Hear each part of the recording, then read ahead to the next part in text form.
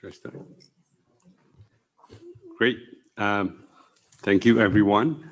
I'm Sam Asafa, the Director of the Governor's Office of Planning and Research. I just want to start first by thanking Secretary Chancellor Munoz for hosting us here today at this beautiful campus. I and my colleagues have been just really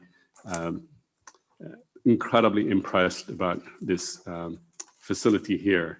It does everything that we in government talk about around climate, equity, education, research.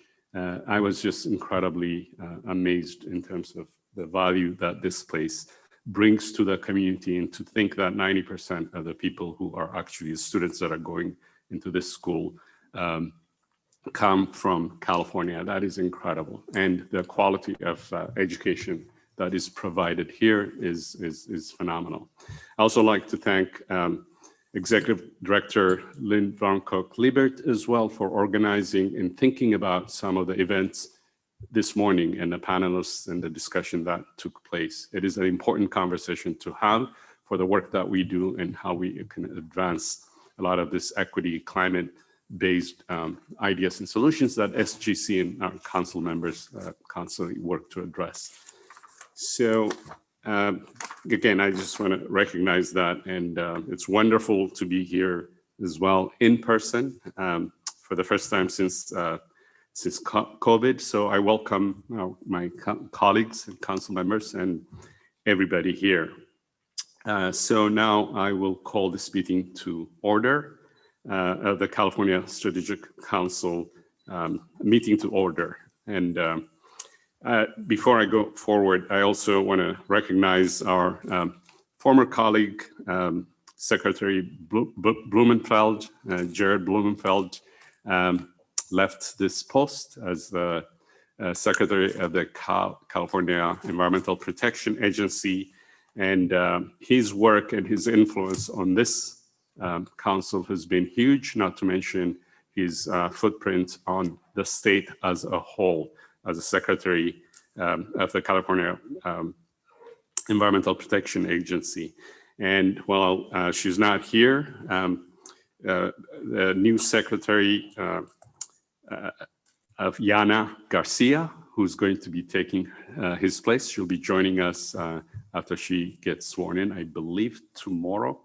But at the next Strategic Council meeting, she would be joining us here. So I will welcome her to this council, but certainly to the state of California as well in that position. So with that, I'm going to ask Matt Reed from SGC Staff Council to lead the roll call. Thank you, Chair. Deputy Secretary Shireen D'Souza. One more time. Here. Thank you. Frank Cardenas. Here. Secretary Lourdes Castro Ramirez. Here. Secretary Wade Crowfoot. Here. Secretary Samasefa. Here. Chancellor Juan Sanchez Munoz. Present. Deputy Secretary Darwin Musavi. Here. Deputy Director Rohan Radhakrishna. Present. Member Nicole Capretz. There. Secretary Karen Ross. Present. Thank you, Chair. Quorum. Great, thanks, Matt. And can I ask you to share today's public comment procedures? Absolutely. Thank you, Chair, and thanks to everyone joining us today, whether in person, online, or by phone through the Zoom webinar platform, or where the meeting is being live streamed on SGC's YouTube channel. I'm here to provide some information to help guide us all through the process for this hybrid meeting, which we have designed with the intention of maximizing access by members of the public. For those joining the webinar online via Zoom or by phone, please note that your microphone is automatically muted when you join. In order to minimize the risk of background noise, you will not be able to unmute your phone yourself. For those joining online via Zoom, please note that the webinar platform does not enable video for attendees, so we will not be able to see you. If you need technical assistance during the meeting or have a question about the meeting process, there are a few ways to contact us. If you're using the Zoom webinar, the best way is by using the Q&A function, which several members of the SGC team will be monitoring. If you have joined by phone or you have access to email, please email sgc.info@sgc.ca.gov. If you do not have access to email, you may text or call 916-634-3333 3359. If you're here and plan to make in-person public comment, you must fill out a comment card provided at the table near the back of the room. Please fill out the public comment card to indicate your name and which item you would like to comment on.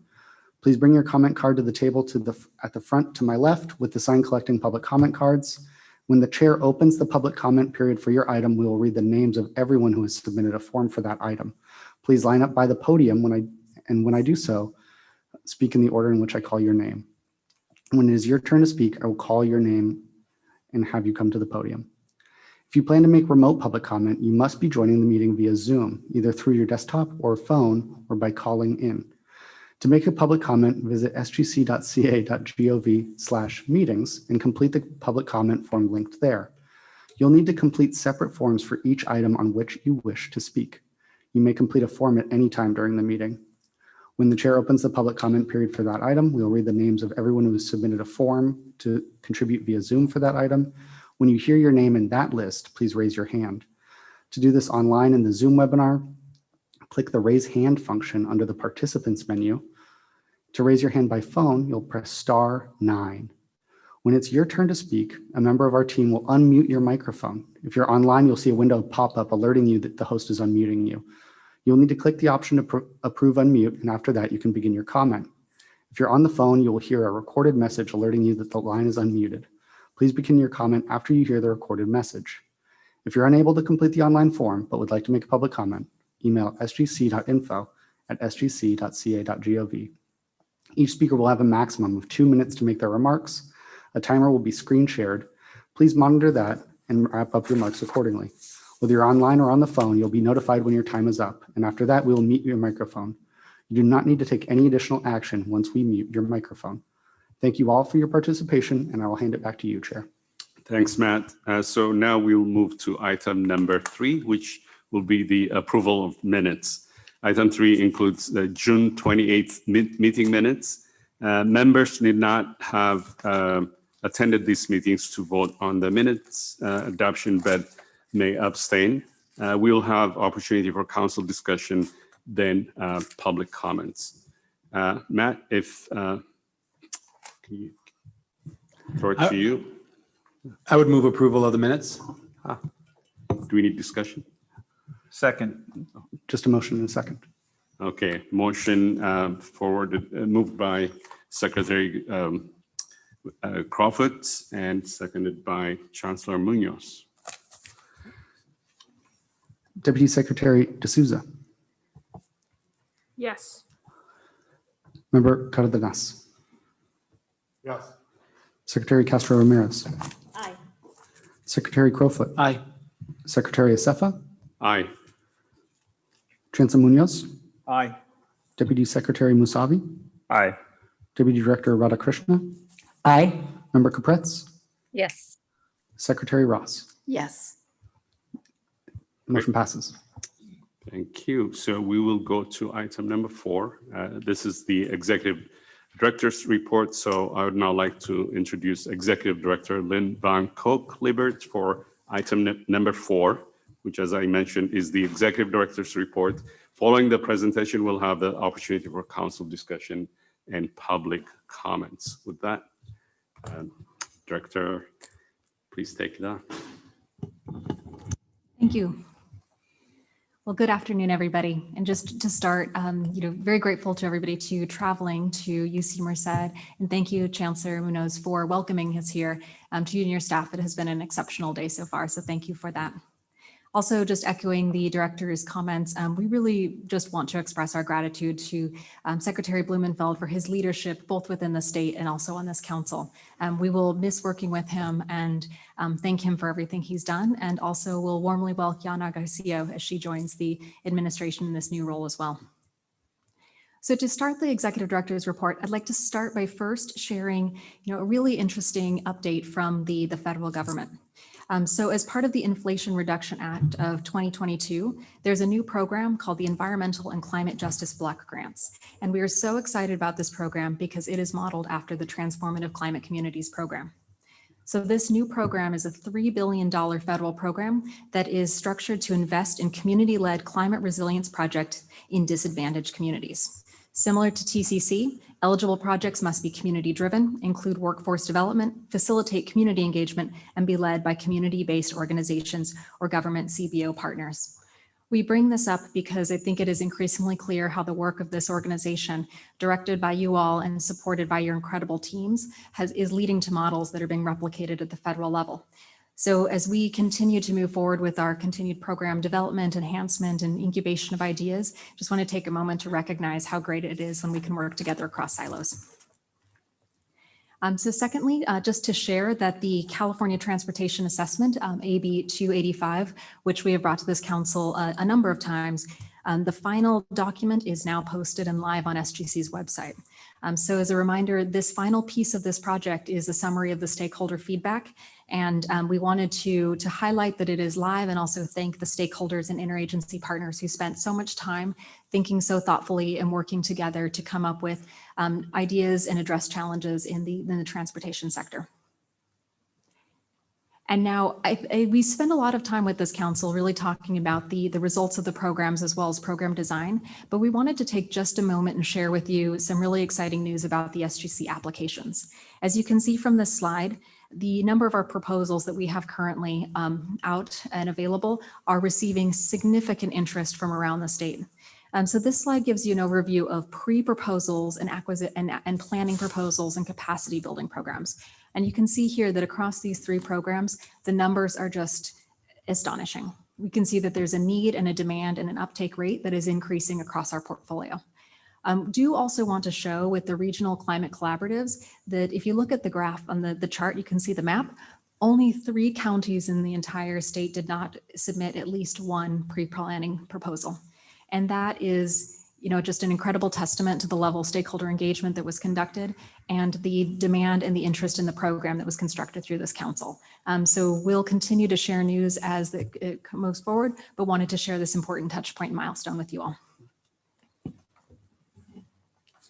All right, now for the rest of the executive director's report, I am going to take some time to give an update on the council priority 2, which was the capacity building and technical assistance focus for this council. Now, since your historic vote in February to pass a resolution calling for greater efforts to advance capacity building and removing barriers by under-resourced communities in accessing state programs, we wanted to share several key places where we're furthering the council commitment. First, we wanted to thank everybody for developing and sharing an interagency executive memo that provided further context on Council Priority 2 with your teams. We believe that this effort helps to continue to showcase the importance of this work, as well as show how at different program levels, the idea at the policy level can then be implemented where the rubber hits the road.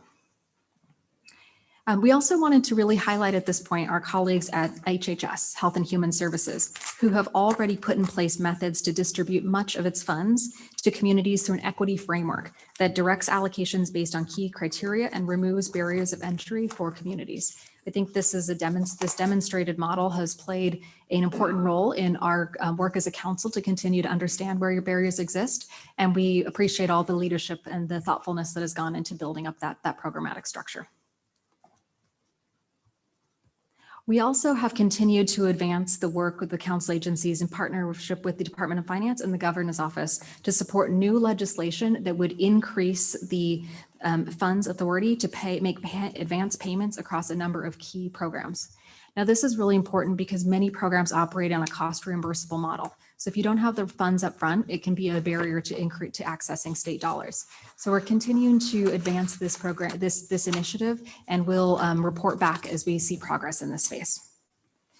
And finally, we also wanted to share that we have found a home for the interagency coordination on Council Priority 2 with the Health and All Policies Task Force, where the work groups are actively working on strategizing ways to develop new tools and guidance with an eye on equity, contracting, and grant making.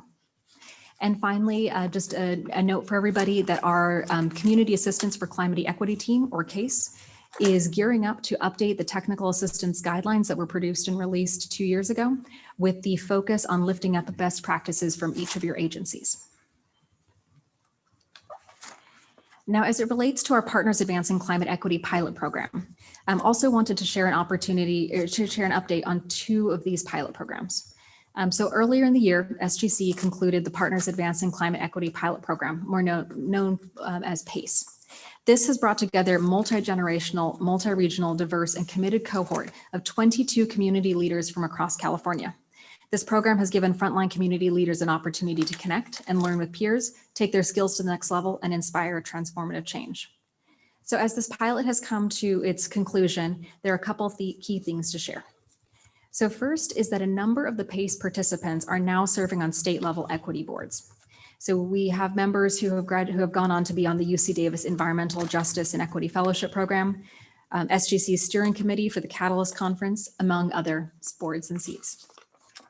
We're also hearing that roughly half of the cohorts have reported that this program has influenced their ability to apply for new grant applications, and over a dozen of these applications have been awarded. Now, we are working on our final report for this program, which will be released in early September, and we'll share back more findings from this pilot. Now, moving forward, the BOOST program. So we are currently midway through round 2 of the BOOST program. This, as a reminder, is SGC's no-cost technical assistance and capacity building program for under-resourced local governments. As a reminder, round 2 is supporting the cities of Barstow, La Puente, Maywood, McFarland, Needles, Rialto, and South San Francisco.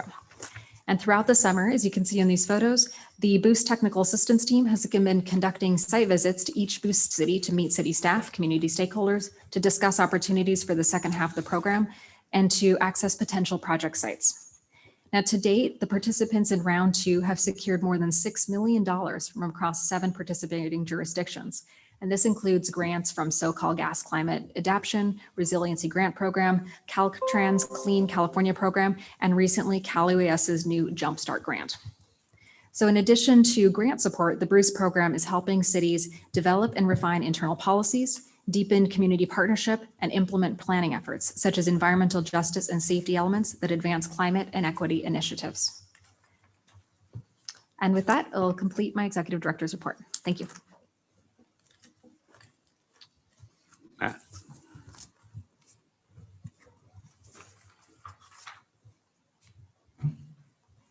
If members of the public would like to comment on this item, please submit a public comment card at the front table. To make virtual public comment, please visit sgc.ca.gov/meetings and complete the public comment form. Seeing no public comment on this item, we can move on. Great. So now I'll open it up to council discussion. Any questions on this on item 4? Mr. Chairman. Yes. Yes. Secretary. Thank you so much. And also thank you to Chancellor Munoz and the entire UC Merced team for hosting us, for hosting the first Strategic Growth Council meeting out in community. Very much appreciate being here. Lynn, great report. I very much appreciate the thoroughness and the follow-up, particularly in terms of how we're continuing to move the needle in the equity space and building capacity and providing technical assistance to communities. Our agency, the Business Consumer Services and Housing Agency, just this week sent out to all 6,500 employees the memo regarding our commitment, not just to equity, but also to ensure that we're creating greater access to the resources that we're entrusted with. And so very much appreciate the leadership of SGC. Also, of course, it's always gratifying to see the federal government or federal partners replicating or scaling up best practices and models. As you indicated, the TCC model being very much at the core of the environmental and climate justice block grants. So kudos to the staff and to the council. We were also very pleased to see that the White House, in releasing the Housing Supply Action Plan, also lifted up some of the efforts from California in the transportation space, in the housing space, in the climate space.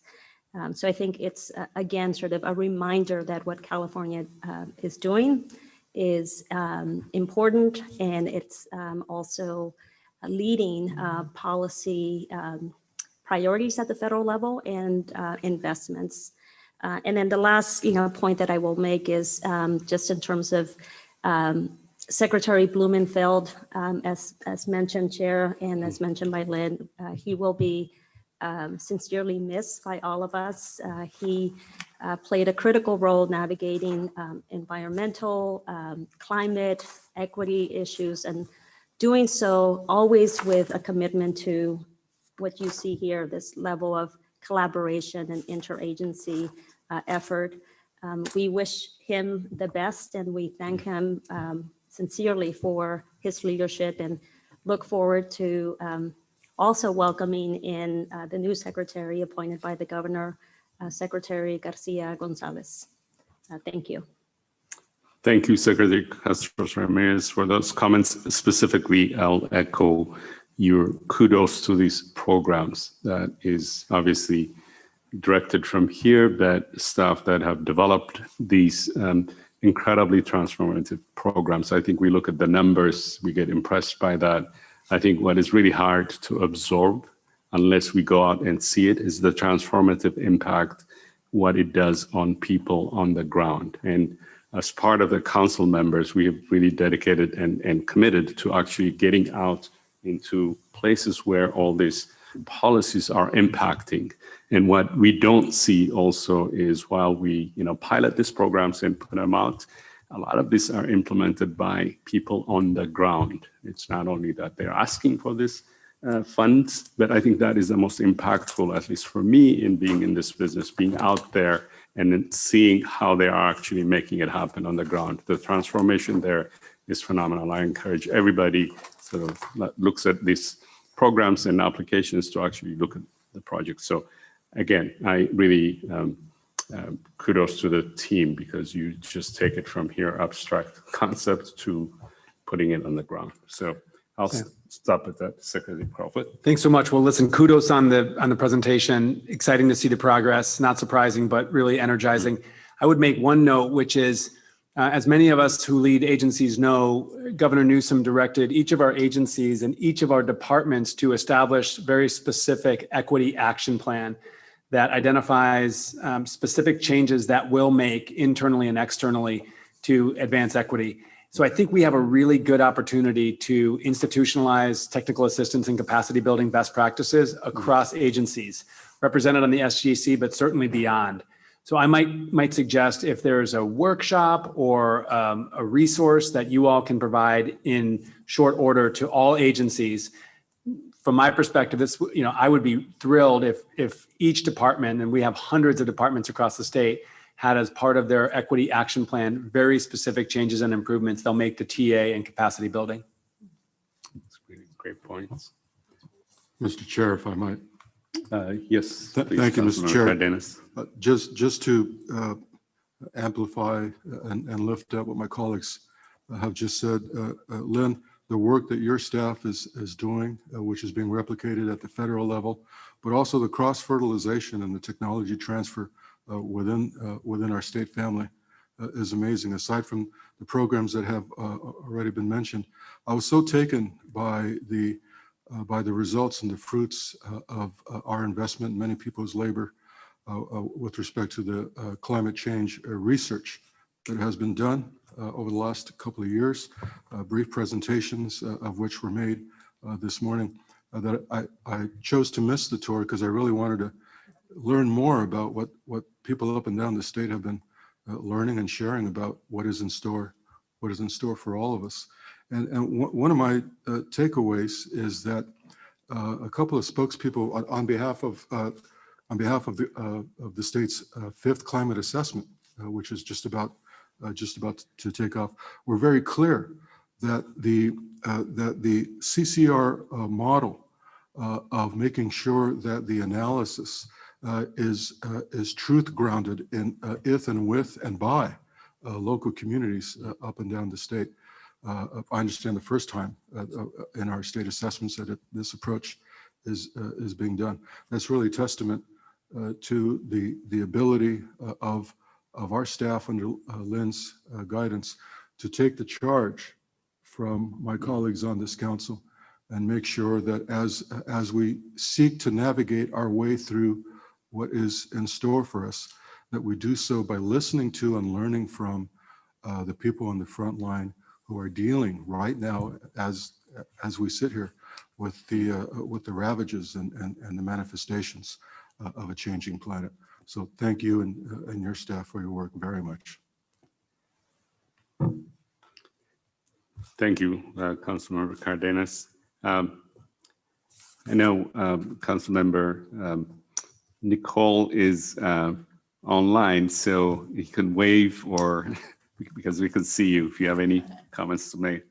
We haven't forgotten you. Anyone else from? Yeah. Yeah. Thank you, Chair. On behalf of the Health and Human Services Agency, I want to first thank Chancellor Munoz for the great invitation. Lynn, excellent report. I think you may have understated the impact that the transformative climate communities has had at the federal level. And so proud to be a Californian and seeing this being spread across our nation and that it's coming back with some more dollars in the Climate Justice Block Grant. The third dot on the slide you presented talked about mitigating climate and health risks. So we look forward from our agency to supporting the implementation, as it's been an honor to support some of the TCC program guidelines from our agency and our department. And lastly, I do want to add our agency's gratitude to Secretary Blumenfeld. Under his leadership, he really named and elevated the role of health agencies in climate justice work, and not just environmental justice, but racial justice as well. Under his watch, powerful tools like the power and the pollution and prejudice viewer came out that really showed the impact of racist redlining and the impact in current day California on climate threats as well as health impacts. So we're grateful for his service and look forward to ongoing partnership with incoming Secretary Garcia from our agency. Thanks. Great, thanks, Moises. Any other comments? Chancellor Munoz. Lynn, just a quick observation. I didn't catch all of the cities when you were referencing who had been supported through the Boost program, technical assistance, but I did catch McFarland. And I just, given that we're in the Valley, that's an important, whether it's McFarland, Kingsburg, Livingston, these are communities that haven't the kind of capacity to generate these applications in the way some larger coastal communities may. And so whether it's here or in other parts of the state, those communities that we know have need, but haven't the technical, professional sort of bandwidth, I can't imagine. And that apparently there was a number of millions of dollars already involved, are just invaluable. That has to be done more often. This is a wonderful sort of expression of the ability to equitably look at how to provide that kind of support across the totality of the state. And certainly as someone that lives in the San Joaquin Valley, we're very, very appreciative. Those are also areas that have been historically treated differently because of some industries in the region, and so that I think would find this particular support of even greater desirability. So, well done. Please, Secretary D'Souza. Thanks so much. Chairman Sam.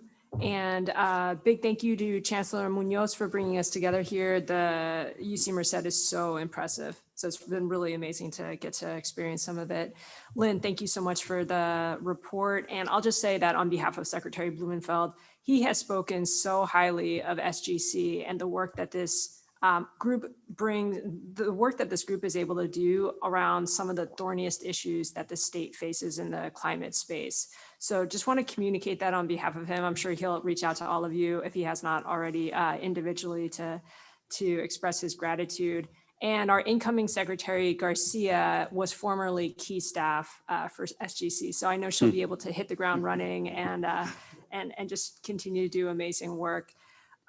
Lynn, the fact that the TCC program is now being amplified at the federal level is incredible. We very much at Cali PA want to partner with you to ensure that more of that funding comes to California and we're able to build on the work that we're doing through TCC. I also participated in the panel this morning on collaborative community engagement in research. And I wanted, which is so important. And I was highlighting in that panel just how we as policymakers, without knowing that communities have really been engaged and signed off on the kinds of policies, the approaches that we're taking, it's not going to be effective. Our policies won't be effective. And along those lines, I wanted to highlight that CCI, the California Climate Investments, which is the programs that are funded through cap and trade revenues, is launching a community engagement survey right now. And so I hope that all of us on behalf of our agencies, as well as any community members, will take that survey, will provide feedback, because that's going to inform how communities are better engaged and better able to access the billions of dollars of funding every year that comes through CCI. Thanks. Good notes. Thanks, Shireen. Any other comments? Deputy Secretary Darwin. Thank you, Chair. And just wanted to start off real quick by echoing everyone's thanks for Secretary Blumenfeld's leadership on the council, and looking forward to working with future Secretary Yana Garcia as of next month. Excited to work with her again. Just wanted to take a moment, Lynn, to thank you for that presentation, and also bring up another potential opportunity for collaboration and engagement on leveraging federal dollars here in California and building on the work that we've done here. And that's in the form of the Reconnecting Communities program that I've mentioned here before, that was part of the IIJA package. As many of you are aware, we were able to pass a historic state transportation package of funding that included a Highways to Boulevards pilot program that's very much meant to be a source to leverage against those federal dollars for the Reconnecting Communities program that can help address transportation barriers of the past, particularly in some of the most disadvantaged communities here in California. And we at the Transportation Agency, as we work with Caltrans, have been echoing the importance of incorporating a lot of the best practices that you all have done through TCC and HSC and other programs into that program. So I wanted to specifically call out a need for partnership on that. We'll be working with your staff on that, and I think it's a good tangible opportunity to take a lot of the technical assistance and capacity building work we talk about and incorporate it into a particular program of need. So wanted to just call that out, and yeah, thanks again for the presentation. Thanks, Darwin. Anyone else? I need to join the parade, please. Oh, Secretary Ross, please. I mean, I love Jared Blumenfeld, and I felt very fortunate this morning on my way out from a meeting. He was driving his car and pulled over so I could get a last hug. So I do want to add my thanks. I don't want anyone to think because I was silent, it wasn't because I don't celebrate all that Jared brought to us. His passion, his intelligence, his caring, and always making things fun, even in difficult conversations. He spent a lot of time with me visiting ag groups around the state, and I appreciate the efforts that he made there. And I too look forward to working with our new secretary. She is delightful to work with. And just again, a thanks to the staff. I mean, I think the first thing we started with could have said it all, and we could have dropped the mic. To have a program that is so new and so different and has really been a forcing mechanism to how we can collaborate at the best with our transformative climate communities. It's terrific to see that lead the way and become a model for the federal government. So thank you and kudos to everyone, and make sure that Jared knows I was not silent and paying tribute to him. I was going to say something to him, but no. Chair, Yes. Councilmember Capretz has her hand up, but you're actually not able to see it on the screen that you're looking at. Oh, so I just want to flag that Great. for you. Councilmember Capretz. Hi, sorry about that. Good afternoon, everybody. I'm so sorry I couldn't be there today, but the travel time was like 2 days and I couldn't pull it off. Thank you, Lynn, for this great report. I think what struck me the most was the slide about how many people have applied, how many groups have applied or regions have applied for the Regional Climate Collaborative, which is fabulous, but obviously not everybody is going to be able to succeed this round. And I don't even know how many rounds we're going to be able to have, or how much, when the resources will dry up. But something I've conveyed to you privately, but I just want to convey, is that what we have seen, again, my organization works in San Diego and Orange County. In Orange County is an extraordinary gathering of stakeholders that have never come together before, particularly in Orange County, which has a unique political environment. But that in and of itself has been transformative and has really sort of changed the way the community feels about what's possible. So, and I have told them the whole time, regardless of whether you win this particular grant, obviously apply again, but as importantly, like this coalition of stakeholders coming together and building trust and connecting, different parts of the region together and acknowledging that climate is a regional challenge is going to change the course of advocacy, and I believe the future of Orange County. So that in and of itself has been a win, a huge win. And so it makes me think, though, obviously I can convey that to my team and the stakeholders in Orange County because I see it, and I'm obviously part of SGC, so I see the bigger picture involved, and obviously I see the benefits of TCC and all these other incredible programs. But for those folks who don't move on in this round, is there a way to let them know? Obviously no one should give up, but what other resources are available through all this new state and federal funding? We just got a grant as an organization to let our local cities, we have 18 cities in San Diego and the county. We have a grant where we're going to be basically letting them know what a quarterly newsletter to let them know what new grant opportunities are available, because cities don't always have their own staff to let them know what funding is coming available. And so they can get ready and start to get organized and start to partner with different organizations and other cities or apply for a regional grant. But just having access to that information, I think, could be kind of game changing and really facilitate, again, the smaller cities having access to this extraordinary amount of funding that's coming.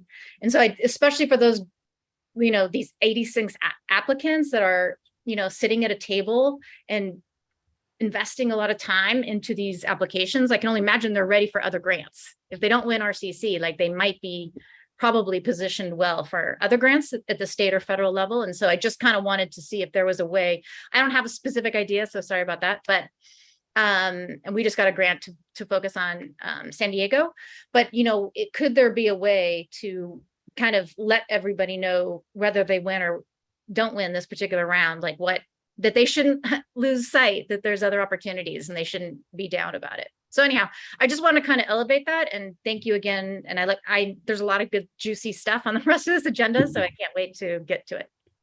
Thank you, Councilmember Cuthbert, and good questions and good points. I'm going to ask Lynn to respond. Thank you. And thank you, Councilmember. So for the Regional Climate Collaboratives Program, there are 2 rounds, and we'll continue to do technical assistance and capacity building support with applicants throughout that whole 2-round process. But I think it is worth noting that there are only 2, and so we should be thinking about that more broadly as well. But I do want to also share that as part of our work on the technical assistance guidelines, that is a place where we really see that as being a source of information for what other types of resources that are similar to technical assistance and capacity building, not within SGC, but across the state, are available so that we can be curating that information, pulling that together in a way that's really accessible for applicants and potential applicants. Great, thanks. In fact, we at OPR are really excited about that around the technical assistance program. And actually for every staff, I send a memo to different agencies. We're excited. There's budget funding. I think we really need to think differently around that, but the value of that is tremendous. So moving on, I'm gonna open up for public comments. Matt? There remains no public comment on this item. There isn't. Great, so we'll move on to item number 5, the consent calendar. So this is a consent calendar. The consent calendar is for routine and non-controversial business. This specific item relates to the Sustainable Agricultural Lands Conservation Program, or SALC, award made in 2020 2021 fiscal year. This is around 7 awards. Specifically, this seeks council approval to increase by 15% for the award because of an appraisal that came up higher than expected. So are there any questions from the council or discussion, or is there a motion and a second before taking public comments? I would move approval of the consent item. And I'll second it. Secretary Crawford moved, Secretary Ross seconded. Roll call. We have one public comment on this item.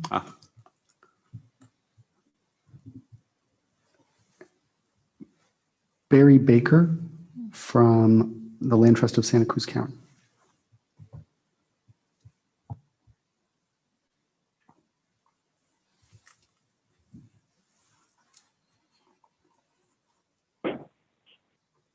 Hi, thank you. My name is Barry Baker. I work with the Land Trust of Santa Cruz County. And yes, we just wanted to thank the council for making our purchase of an agricultural conservation easement on a organic ranch in Wassaville, California, making the project possible. Thank you, and I'm happy to answer any questions if you have them.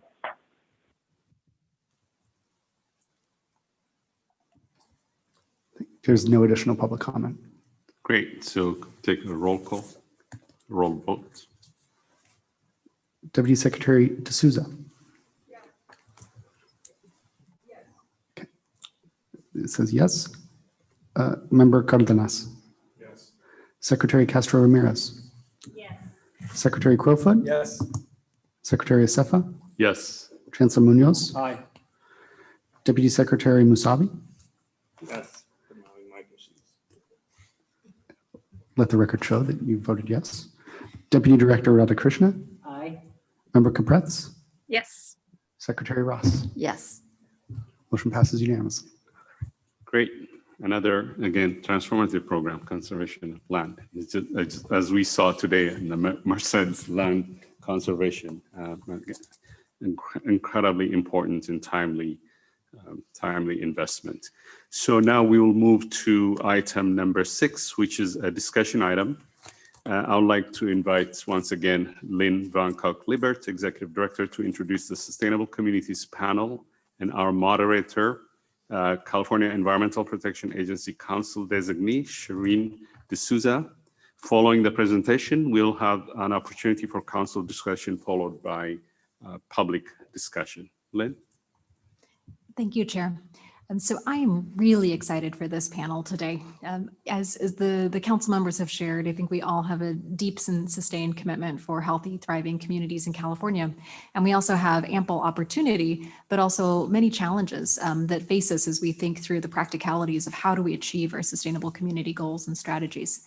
And so at the request of Councilmember Cardenas a few council meetings ago, I believe you asked the question around the lines of, what can we all be doing together? Where can we be focusing our efforts? What are the obstacles and the opportunities that we could look towards as a council to really help make sure that we are unlocking the potential for meeting our sustainable community goals? So today we have brought together a panel of practitioners to share with us their experience and their ideas and the realities of what it's taking and will take to meet these ambitious state and local targets. And so thank you, Deputy Secretary D'Souza, for moderating this panel. We are grateful for you doing so. And also welcome Meg Cederoth from the Director of Planning and Sustainability at California High Speed Rail, Stephanie Dietz, who's the City Manager here in the City of Merced, Casey Lazone, who's the Deputy Executive Director of Planning and Programs in the Sacramento Area Council of Governments, and Preston Prince, who's the Executive Director of Santa Clara County Housing Authority. And with that, I'll hand it over to Deputy Secretary D'Souza. Thanks so much, Lynn. And thank you so much to the panelists for being here and engaging with us on discussion. I'm sorry that we're sitting up here, and I promise we're not like looking down at you or judging you or anything like that. We very much want to hear from you and engage with you. It's just the setup of the room, right? So we don't have a ton of time, and we have a lot of really meaty questions we want to ask you, and we want to also make sure that there's ample space for just a free-flowing discussion. So I'll pose some questions I would love for all of you to answer, and try to just keep your answers to about 2 minutes per question. And perhaps for the first one, Meg, you can kick us off. How do we move towards alignment in planning and building sustainable communities while acknowledging real challenges in projects or initiatives that are contrary to the vision? And how do you stay optimistic in this process? Well, thank you. Again, I know we are all very grateful for the opportunity to engage with the council today. And I would say, it's fantastic. I think you've positioned Stephanie and I next to one another, because how do we stay optimistic in this effort? And the answer is state and local partnerships, as well as the support and coordination of all of the state programs underway, particularly around these important places where the state is making this tremendous investment in high-speed rail. These are very special communities. I think there's of course I brought a map. Because right after the question, gosh, I thought the governor killed that program. I can't believe you're still doing it. And the answer is yes, it's full steam ahead, or full, whatever, electric high-speed rail power ahead. Actually, we love this map here because it shows you the environmental clearance of over 400 miles of high-speed rail. That sets the alignment clearly, that allows us to move into much more granular planning activities and delivery activities with one another, and particularly with our colleagues. I have to say, one of the ways we stay optimistic is working with good local partners who have aligned their values with what we're trying to achieve with high-speed rail in these communities. And I think one of the best opportunities is co-creating plans with local jurisdictions so that the station investment really resonates well with what they want to achieve with their local jurisdictions. So I'm teeing up my fine colleague to my left. Thank you, Meg. What a great segue for me. And thank you. I'm honored and humbled to be here speaking to you and sharing some of these great topics. We're the local jurisdiction. I'm the city manager for the city that you're in, and we're grateful you chose to make us your first community meeting because we looked internally and said, how can we better position our city to be attractive to investment of our state and federal governments? And by doing that, we actually didn't start with you. We started with our community. We centered our investigative work in community engagement. And it turned out that their desires and their wants and their needs were actually right in line with state and federal policy around building sustainable communities that offer a higher quality of life for all of our constituencies. And so we built our framework, and it just so happened we started falling in line and achieving things like an affordable housing sustainable communities grant a few years ago, and home key grants just here in the last year, because we put our community at the center of our work locally, and we're your petri dish for your policies, and we're happy to be so. And we're thankful for your investment, the investment of monumental infrastructure like high-speed rail coming to Merced and meeting at a tri-service platform in my downtown community for ACE and Amtrak to be aligned. What a unique opportunity in the Central Valley for this type of an investment. But that's not the only investment the state's making. UC Merced, the gem of our community. You're providing for ladders of opportunity that we would never have as a community, while honoring through your sustainability policies, the foundation of our heritage, our agriculture community. I'm married to a 4th generation farmer, and I'm the city manager. Where do you see that happening anywhere in California? It's a very unique place, and we are really excited to be on the cutting edge of implementing your policy. There's lots of challenges, resources, equity. What does that mean to a community member who lives in the south part of our city versus the central part of our city versus the north or the east or the west? And what are those barriers to feeling like they're valued? all conversations we have in real time every first and third Monday. You're welcome to join us. It's the best watched TV in the city of Merced, I promise you. But honoring that dialogue and that conversation because it's meaningful and it has purpose and it centers around all of the work we do as partners with you at the state and federal level.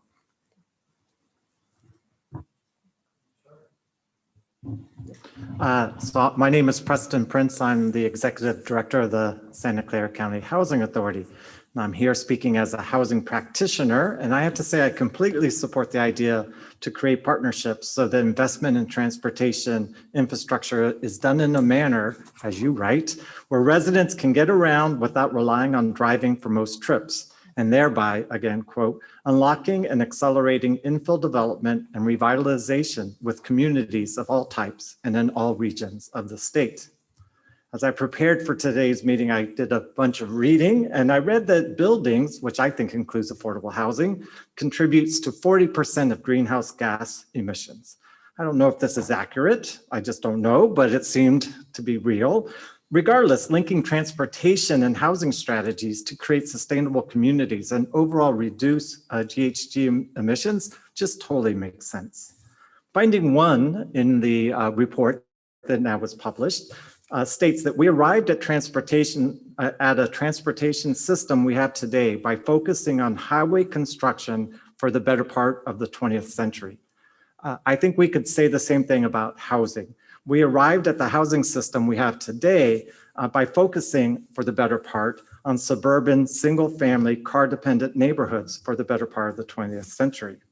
I imagine then that the strategies you've identified for transportation investment and decision-making, things like modes of transportation, fuel types, operations of transportation, and influencing user choices, have corollaries in the housing industry.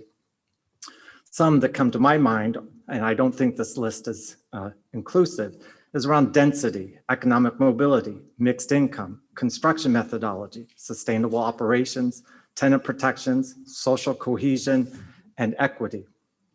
We face many challenges in creating equitable and accessible housing, cost per unit, sometimes a hyper focus on keeping the cost per unit low, particularly on the construction side, alternative construction methodology, alternative ownership models, both institutional and individual, parking and vehicle dependency, user wants, land use, historical disinvestment in housing and in certain areas due to racism, public funding reductions, NIMBYism, and more. And did I say racism embedded in housing and land use policies? I just have to repeat that one. Redlining was one of the topics Rashad, who is a student here at UC Merced, and I had over lunch.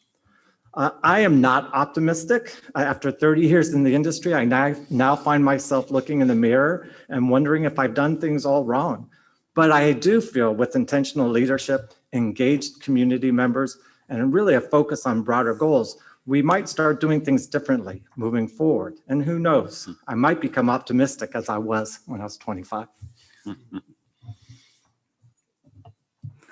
Good afternoon. I am here, Casey Lazan, with the Sacramento Area Council of Governments on behalf of my Executive Director, James Corliss. We're so glad to be here. And how I would like to answer this question is with an example. And I'm going to start by saying, I think very truly on behalf of our region, there are some things that we do feel optimistic about because the example I'm going to share with you is one where we feel like we have been listened to in a dialogue that we have been having with the state for probably going on 4 years now.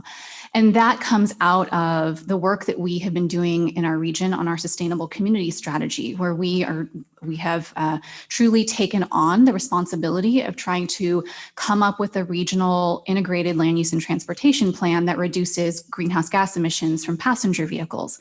And over the course of the years of creating that sustainable community strategy every 4 years, what we were finding was, hey, the infill strategy in our plan, like it's not happening. Why is this not happening? We need this because it doesn't matter how much transportation we want to bring on if it's in an auto-dependent development pattern. And the thing that we already had in place, we had local governments with at minimum general plan policies that allowed for infill development. At minimum, in some cases, they have specific plans. Some of them had done serious planning there. And we also have enough capacity within those existing communities, both vacant and underutilized, enough capacity for our housing need. So we knew that all of the ingredients were there, but we could not figure this out. And so we went to all of our cities and counties who were all represented on the SACOG board.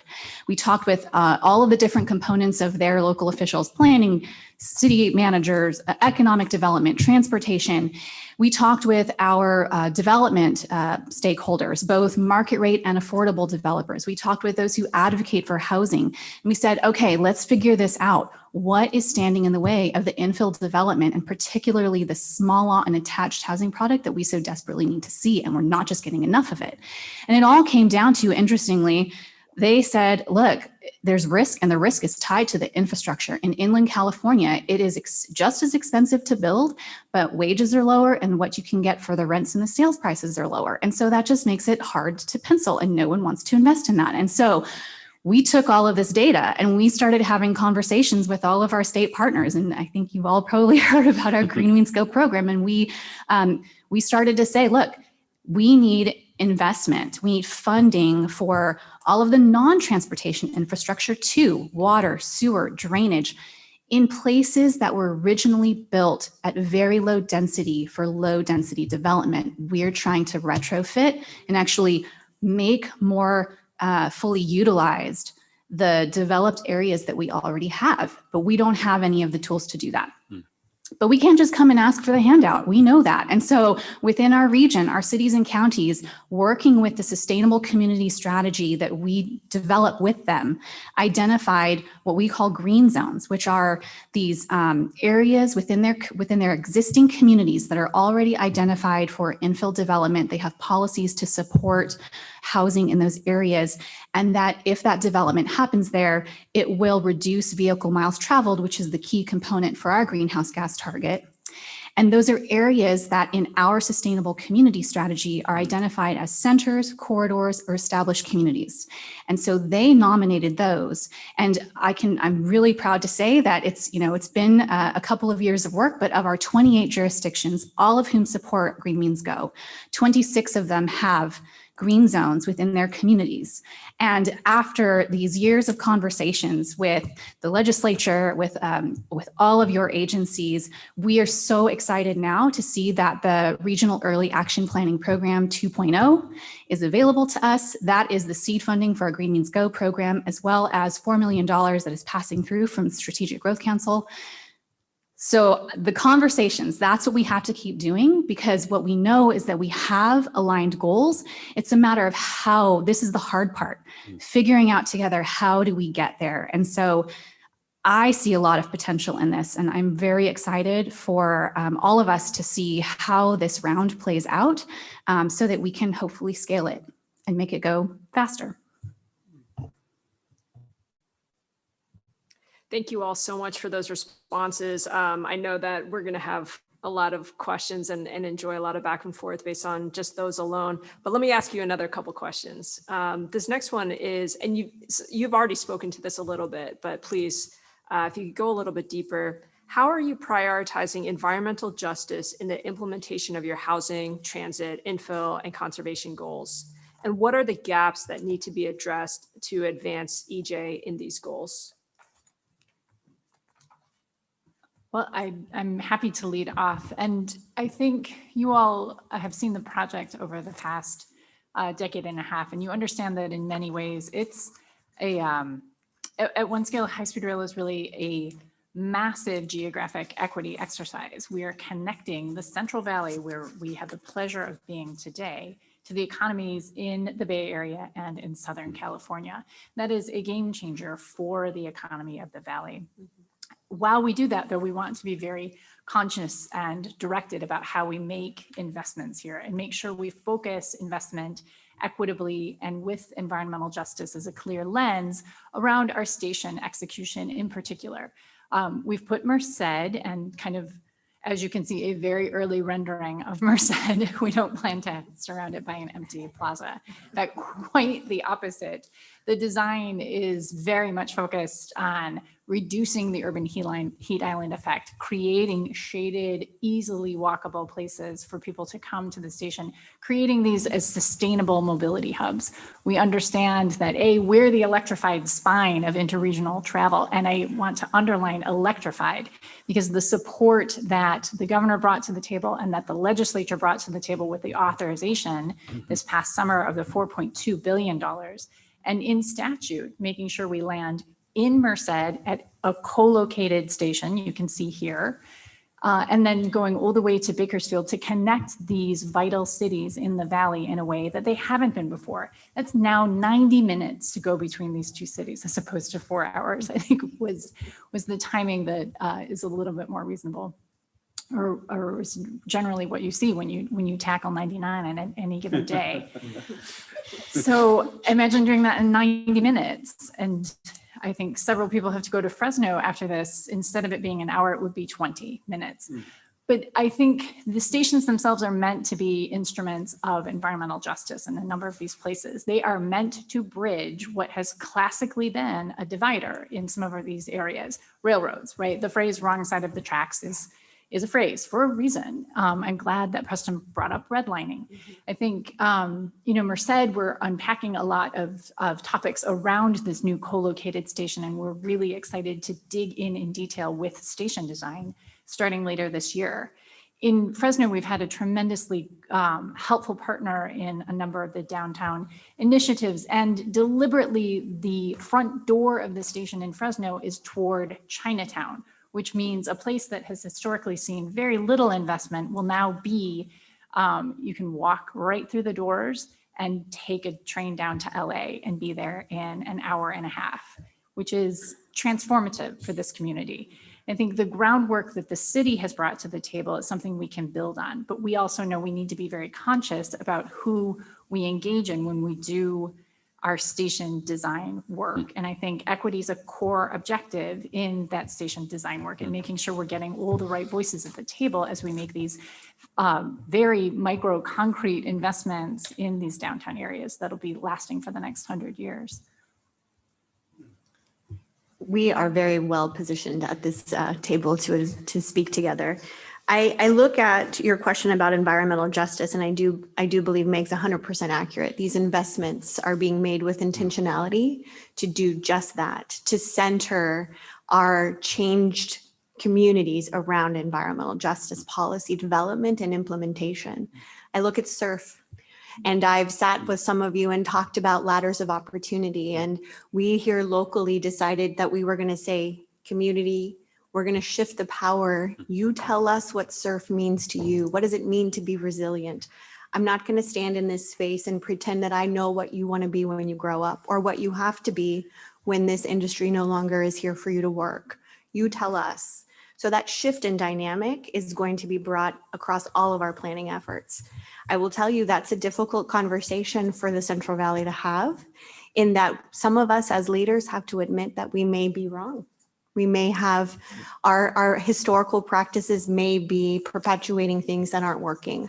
And I'm the first to say our general plan is broken and it needs to be fixed. And so we're opening it up 15 years before we should by any planning standards to implement and integrate all of the changed policy at the state, but also to be responsive to our community on housing and affordable housing, and to be responsive to the investment the state's making with high-speed rail. So those are the things we're doing to center our work on the ground immediately around environmental justice.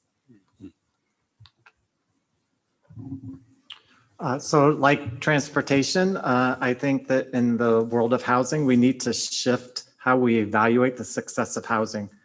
We traditionally look at housing being successful just about unit count. And instead we need to move to what does housing leverage in the areas of health, wealth, and education. It really should be about outcomes and not outputs. We need to design housing and make investments that help neighborhoods naturally thrive while simultaneously building up the economic and social infrastructure of our communities. We need to focus not just on housing, we need to emphasize wellness and long-lasting results. So here are some of the things I think we need to start measuring, some of the gaps. We need to evaluate the affordability of the specific families that are housed. Seniors on the interest list in Santa Clara make about $10,000 a year. Families with children make about $30,000 a year. They're extremely rent burdened in the open market and even within a tax credit development unless they have rental assistance. We need to better address the overwhelming number of families who are rent burdened and having housing instability. Second, we need to diversify the families we serve. We need to ensure we are both attracting and retaining diverse families in our housing. We need to look hard at the equity and inclusivity through our housing investment. Third, we need to ensure that those neighborhoods experiencing tremendously high level of investment and incredible market pressures do not experience a high number of low income and people of color being displaced. The corollary of pursuing equitable development, which results in local impacted residents participating in the wealth creation, is necessary. Fourth, we need to ensure that we're investing in neighborhoods. Yes, infill housing developments are vital, but we really need to measure the health and vitality of a neighborhood post-investment. Fifth, we need to create inclusive social dynamics for the families we serve. I was once told by my boss at the Seattle Housing Authority, and it has always stayed with me, that communities within the unit, the communities within the development, and communities within the neighborhood. We really need to focus on the inclusive social dynamics as one of our outcomes. And last, an outcome I think we should be measuring is economic mobility for all. We need to measure the educational and wealth outcomes for the families that we're serving. Well, I will admit that in SACOG zone planning and in our region, environmental justice has been a do no harm approach. And we are like a kid trying to learn a new skill.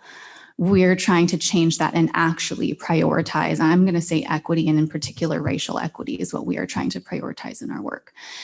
There are a number of examples I can give you that are really our starts, but again, focusing on our Green Means Go program. With that, with knowing that we would be getting this funding to develop a funding program for the region, we knew that we wanted to try very intentionally this time to prioritize equity.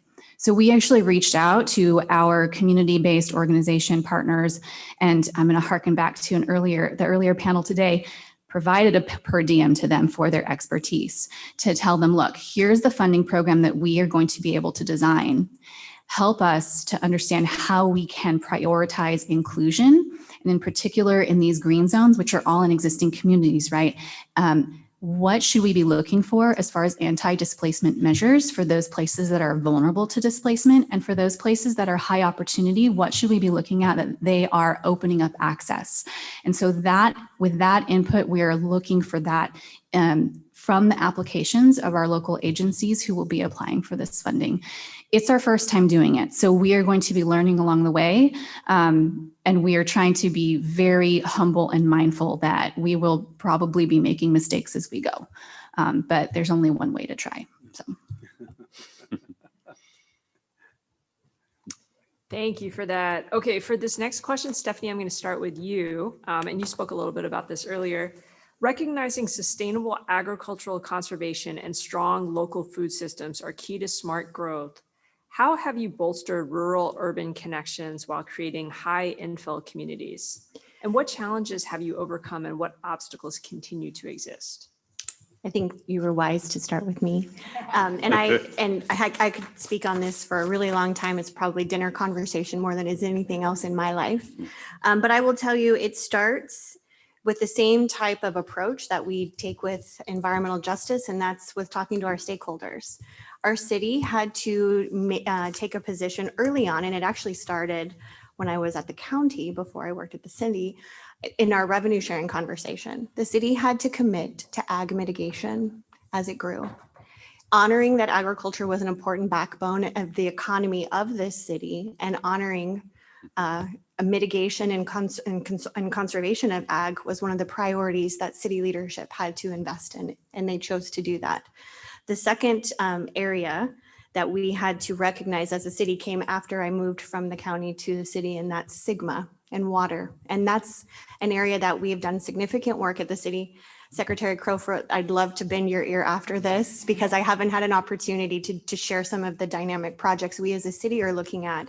And it continues to be a problem that I think several communities in California face today, We have some really exciting solutions that we're looking to implement locally, but we're learning from our partners in Southern California. How do we reinvest the water that we treat? And how do we put it back into the groundwater basin so we can become a sustainable community, truly become a sustainable community? And how do we acquire water that we may have in excess years, and how can we put that into places that are non-traditional storage? We're not going to build more dams in California. I understand that as the city manager, I have to balance a budget. You all have to balance budgets too. There are other ways to do this, and we have an opportunity in front of us as a city to look at that. And so that's some of the things that we can do in honoring the tradition of the agriculture economy in the Central Valley. Without it, we wouldn't have an economy. I wouldn't have a city. 80% of the agriculture labor force lives in my city. We can't continue to think about infill or growth or hosting these monumental investments without honoring the integrity of that heritage. I wouldn't be married if I didn't honor it. But it's important. We all eat food. We need to know where our food comes from, and we need to understand the value of creating that food and the cost of labor that it takes to harvest that food and get it to your dinner table.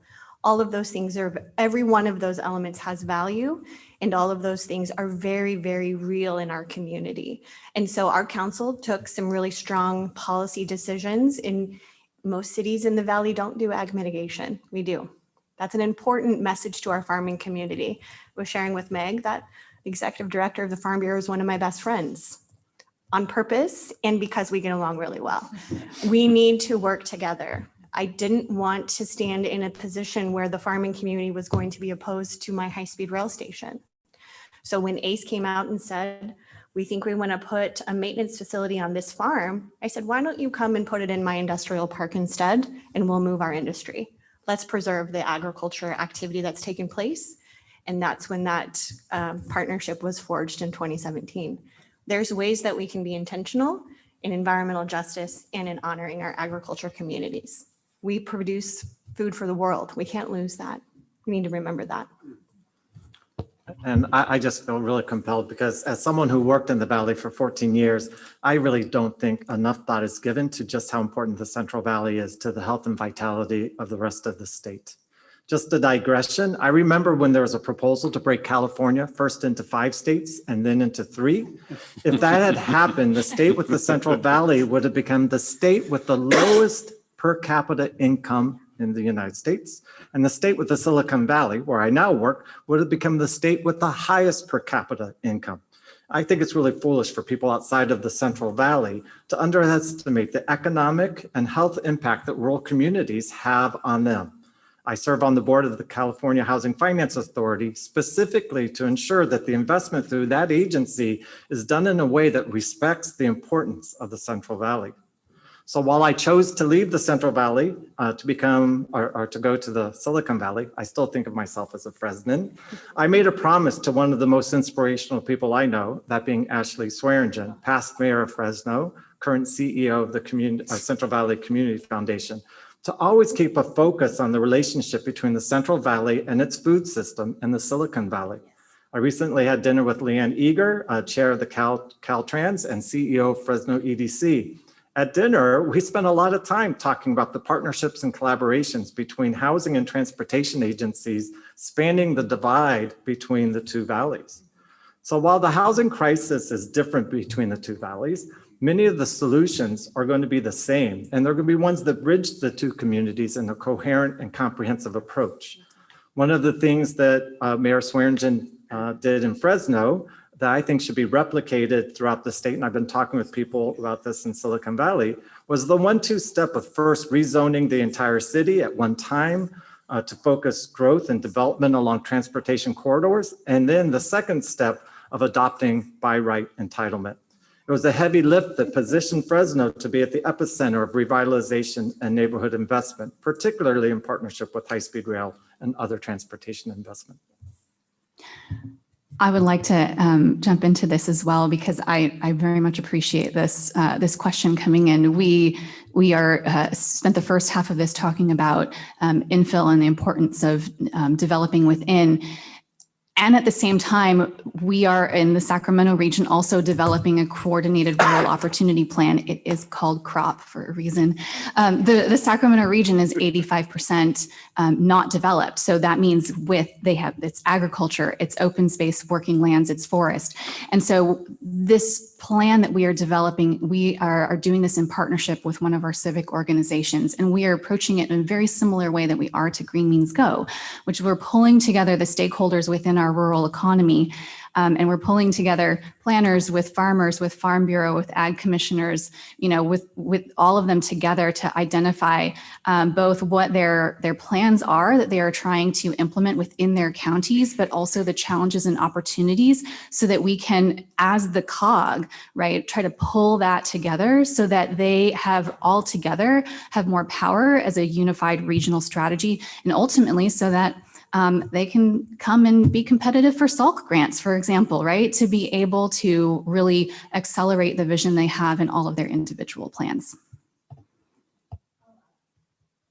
I'll wrap up quickly. I have to say, I feel a little bit like the culprit in the room because as a major infrastructure investment, we're excited to be connecting the cities in the valley, but you know where we're going, and we cannot build an alignment that gives you 220-mile-an-hour high speeds without touching agricultural land. So I wanted to take a moment and praise the Department of Conservation who helped us with securing agricultural easements as a mitigation measure for high-speed rail. And that work is tremendous. The thoughtfulness and the attention to detail that they brought to that, as well as the pace. I think we checked in at one point and then we checked in again and it was done. And having those agricultural easements secured now means you are setting the groundwork to protect them for the future. And I think this is a room full of sophisticated thinkers on the topics of development. So you understand that we want to focus on protecting agricultural land so that the developers who are a core instrument in achieving infill development focus on the downtowns. And yes, we can do plans, and yes, we can point to these high-speed rail station areas, but there are still obstacles to overcome. I think, as Casey articulated wonderfully, our infrastructure is old and it's not necessarily ready for the type of development and the intensity that can and should go around these very special investments of high-speed rail stations that cities want to have because the development there means less pressure elsewhere. So I think SGC programs that can continue to fill those gaps, help train developers, help the community to participate in the programs is really important work yet to be done. And we certainly appreciate the time to sit down today and discuss through issues. Thanks so much for that. Okay, a couple more questions. This one. The state makes significant investments in communities through various types of transportation infrastructure, such as highways, among other things. As part of California's efforts to change the way these dollars are spent in order to produce more sustainable communities and reduce GHG emissions, some of the so-called pipeline projects already in planning, design, or even beginning construction could be reevaluated and potentially changed if the state was to follow the recommendations of the AB 285 report. What process should be used to reconsider these pipeline projects?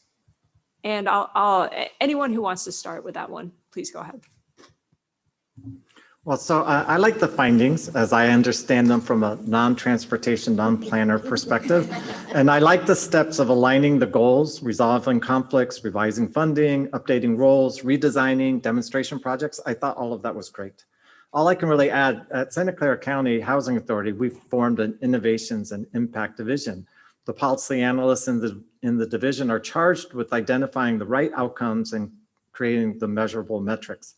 Specifically, we're asking the question, how do we know we're doing something right and that will have the right results and outcomes for our families?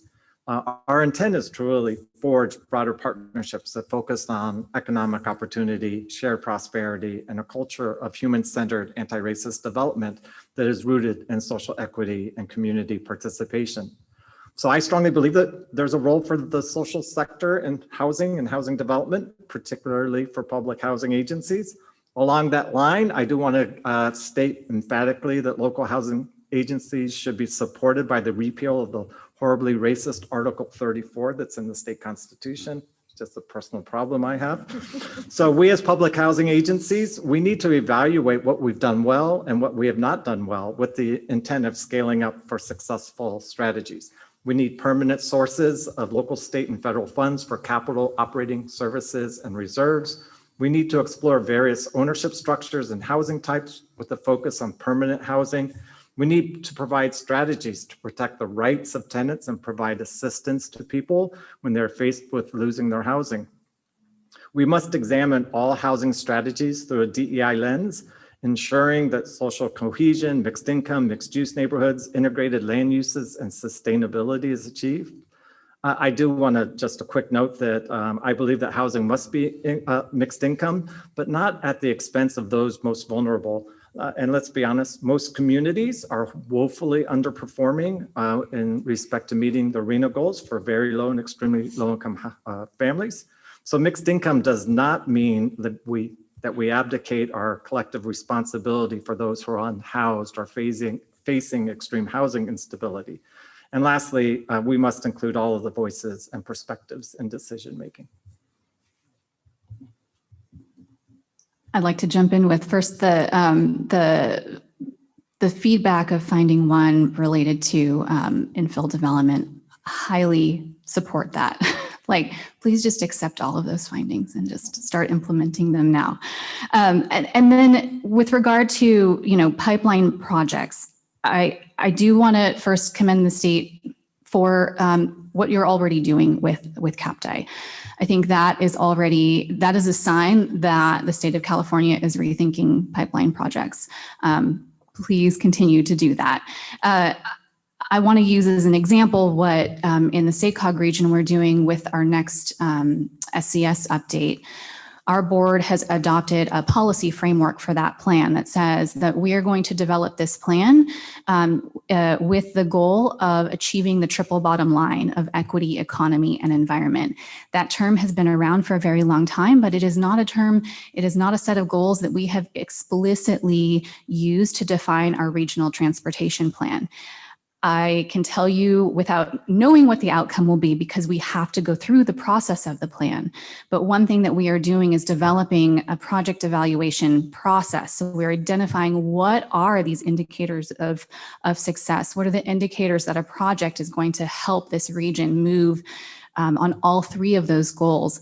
And when we do that, and we have to do that in an open public process because that's how these plans are developed, we will be seeing how plans or how different projects measure up, including those that may have been in the pipeline for a while. And that will be a very interesting revelation and discussion that our board and our stakeholders will be having. No one said that reevaluating, pipelines would be easy, but clearly important. So I will go after Casey only because if I don't, my executive director of MyCog will start texting me more. So I will say this, we talk about environmental justice and equity, and I would remind you to look at geographic equity. A lot of the projects that are pipeline projects are things we've been asking for decades, and we've seen other geographic areas of California get those similar investments, and we're left at the end of the line. And so I know that the goal of this is to reduce, of this study is to start making investments that lead to sustainable outcomes and the priority of your council. But changing the vehicle miles traveled in the rural areas of the Central Valley will not just happen with rail, because not everyone is going to an office in the Bay Area to go to work. 80% of the people that I work with in my community are going to the fields. So the train is not going to change the vehicle miles traveled. And they're commuting over the hill. Some are to Pleasanton to work in factories, but some aren't. And so I want you to be mindful of the geographic equity that we often in our Central Valley are kind of the last at the table. And so yes, pipeline projects need to be reevaluated, but I also think there needs to be some credence, and I would ask you to be mindful to grandfather some of those projects that are related to geographic equity and the things that this community has been waiting for. When we started the maintenance project on Highway 99 and this city found out that it wasn't a widening project, I guarantee you that there were some conversations with our assembly member. there are things that we've been working on, and I know that they may or may not align, and sometimes adding another lane in Highway 99 doesn't reduce vehicle miles traveled, but neither does adding a train. And I've had the unique pleasure of having a very private meeting with Sam, and we're trying to transform an economy that isn't like any other part of California. And so it takes unique, innovative thinking, and it takes strategic planning and investment in a way that's meaningful and honors the people who live here. So I ask that you consider that in your application of your report and potentially consider grandfathering projects that really would be meaningful to this region. It's very difficult to follow that. Sorry. No, not at all, not at all. But I think what I would tee off on is that idea of like, yes, the state is very brave and has taken a very hard look at how we make transportation, how we invest our transportation dollars, and is in some ways saying, wait, we want to make a sea change in how we do that, because we recognize that our business as usual practices have led to some outcomes that are undesirable. But at the same time, this is an incredibly diverse place. It is it's a country in and of itself. And the places are very special. As the Director of Planning and Sustainability statewide, working across all of the different station areas, they are all very different. In the Valley, there are 4 major high-speed rail stations, and each of these places is very different and it has very different priorities and very different needs. And I know that's hard to hear because you have to operate at a state level, you have to set high-level policy goals. The focus should and can be on reducing our greenhouse gas emissions, reducing our vehicle miles traveled, reducing the congestion time people are suffering with. But we recognize you do have to, there is this geographic specialness that needs some attention as well. I'd say what process should be used to reconsider these pipeline projects? I think it goes back to your question about equity and the inclusiveness and the engagement you do when you start looking at how to retool those transportation investments.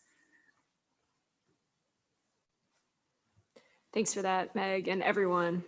Great answers. This next one, Casey, it's the first part's for you.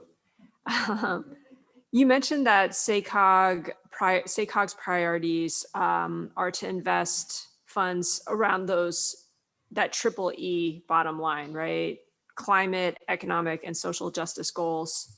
How will the proposed sales tax measure help meet these goals while avoiding the negative impacts of additional highway connectors and other roadway expansions? And, for the rest of the panelists, we'd also welcome your perspectives and opinions on how strategies that you've used to meet climate targets while avoiding or mitigating the addition of road expansion projects. Sure. So this is in reference to a sales tax measure on the ballot that's been put on there. It's a citizens initiative. So as I speak on this first, I just want to be clear that the SACOG board does not have a position on this measure. With that, our board has been very interested in this measure because looking at it, we have some concerns about some of the projects in that. Now, I should say it's an $8 billion tax measure. It goes beyond the life of our plan. It's a 40-year measure. So when you look through all of the different projects in that measure, actually, the vast majority of them are consistent with or within our current plan. So there is that. There are, though, maybe 20 or so projects that are not within our current plan. And we do have some concerns about if those were to try to be built sooner than they were needed, they may have some implications for greenhouse gas emissions in our region. What we have done is worked with the sales tax authority that would be administering those funds to develop an MOU and a process by which, if this measure passes, that SACOG will have it really formalizes the role for us to be working with the sales tax authority to analyze those projects that may be wanting to come into the plan sooner than they would be needed. Again, that process, that public process and that analysis has to be able to play out. But if they were to come in, that we would work on an analysis that identifies what that potential greenhouse gas impact would be and the mitigations that they would need to put in place before they could receive funds or come into the plan. So going back to maybe the first question that you asked at the beginning of this, that really what is important we see is that we are working with the partners who have any role in that measure so that we can work together to try to continue to do our work to meet shared goals. In other words, there's not a binary choice here. None of us are working with, with concrete things. These are all policy decisions. And so I think that is our commitment to not step away from that, but to continue to try to work with all of those agencies is what's important. And at the end of this, when we go through all of this evaluation, we hope, because so many of the public agencies, they're all our partners in this, that we will see the shared vision that we are trying to create. This is the optimist in me coming out, and we may or may not be pulling in some of those projects, but at the end of the day, it's a do no harm, agreement that we're coming to. So I have to admit, I didn't know what a LOST was until I read the report. And I also just want to quickly say, because my name's Preston Prince, I like the quadruple bottom line of profit, people, planet, and purpose, but that's just a personal thing. I wanted to just quickly say, when I worked for the Seattle Housing Authority from 1999 to 2002, I really started to learn about the benefits of linking housing and transportation. At that time, the proposed light rail station connecting downtown to the airport was going to run along Martin Luther King Boulevard with two light rail stations located in close proximity to two large public housing communities that were undergoing transformation. And I was the project manager of these two Hope 6 sites.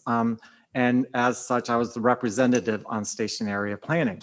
And if you go down or up to Seattle and you visit those two stations, Othello and Columbia City, and their adjacent Hope 6 communities of New Holly and Rainier Vista, I think you'll see something really amazing.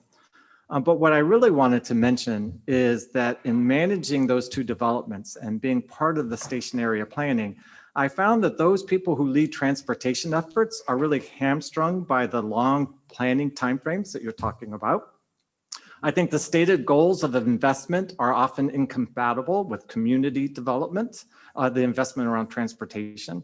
I think that when you bring an engineering approach rather than a community development approach, it leads to some serious issues. And the limiting nature of the funds, all of this results in something a little less at those areas, at those two stations than what could have been. So you fast forward to Santa Clara County, and I really hate bypassing my time in Fresno, but for time reasons, I'll hold back on the lessons I learned there. But at Santa Clara County Housing Authority, we're working on 3 sites. All are TOD developments. They range from 4 to 6 acres. Because it's Santa Clara County, the density is pretty high, so 600 to 1,000 units. And the Housing Authority controls or intends to control all 3 sites. And as such, we have the ability to create a program that is holistic and comprehensive in its approach. I'm a little worried about financing limiting what we can do and what will happen at all 3 sites, but we're looking at office, retail, housing, ground floor activation, neighborhood connections, and places for investment and social outcomes. For these 3 sites, it really matters from my perspective that we're coming at this from a community development perspective and not a transportation perspective. So this is a very interesting question in terms of watching what happens around high-speed rail as we move into station design, which we will do starting in 2023. We're just at the edge of hiring a designer to get going on final designs for these places. And in that work, we have a modal access hierarchy. It's a very wonky phrase, which I like to use sometimes to sort of assure my engineering colleagues or maybe confuse my engineering colleagues is a better way of framing that. But we are focused on getting people to walk to and around the high-speed rail stations. These are 40 block areas within downtown areas or on the edge of some downtown areas. And that is not without its challenge. These are places that are not set up for walking. They are not set up for biking. And it is a natural impulse. It is almost the easiest thing to do is to increase the roadway access into these places and to prioritize roadway access. And I've somewhat abashedly have left out transit, which is one of the most powerful tools we have in terms of moving people around. But these, again, that tie between our land uses and our transportation investments has been not well coordinated in some ways across the state over the past 30 years. So again, our modal access hierarchy is walking, biking, transit, pickup and drop off, which is, TNCs and taxis if they still live. And then after that, single occupancy vehicles. And the intention is to make it an unconstrained move to walk into the station sites. That is going to be difficult because, like I said, the funding is tied to increasing roadway capacity in many places. I think working with these communities, getting them connected into climate change investment funds and other SGC programs and other state programs, all of the work Caltrans has, making sure the state recognizes that these cities are desperate for these funds to build these new types of investments to make that happen is a reality. We want to create these 15-minute communities around the station site.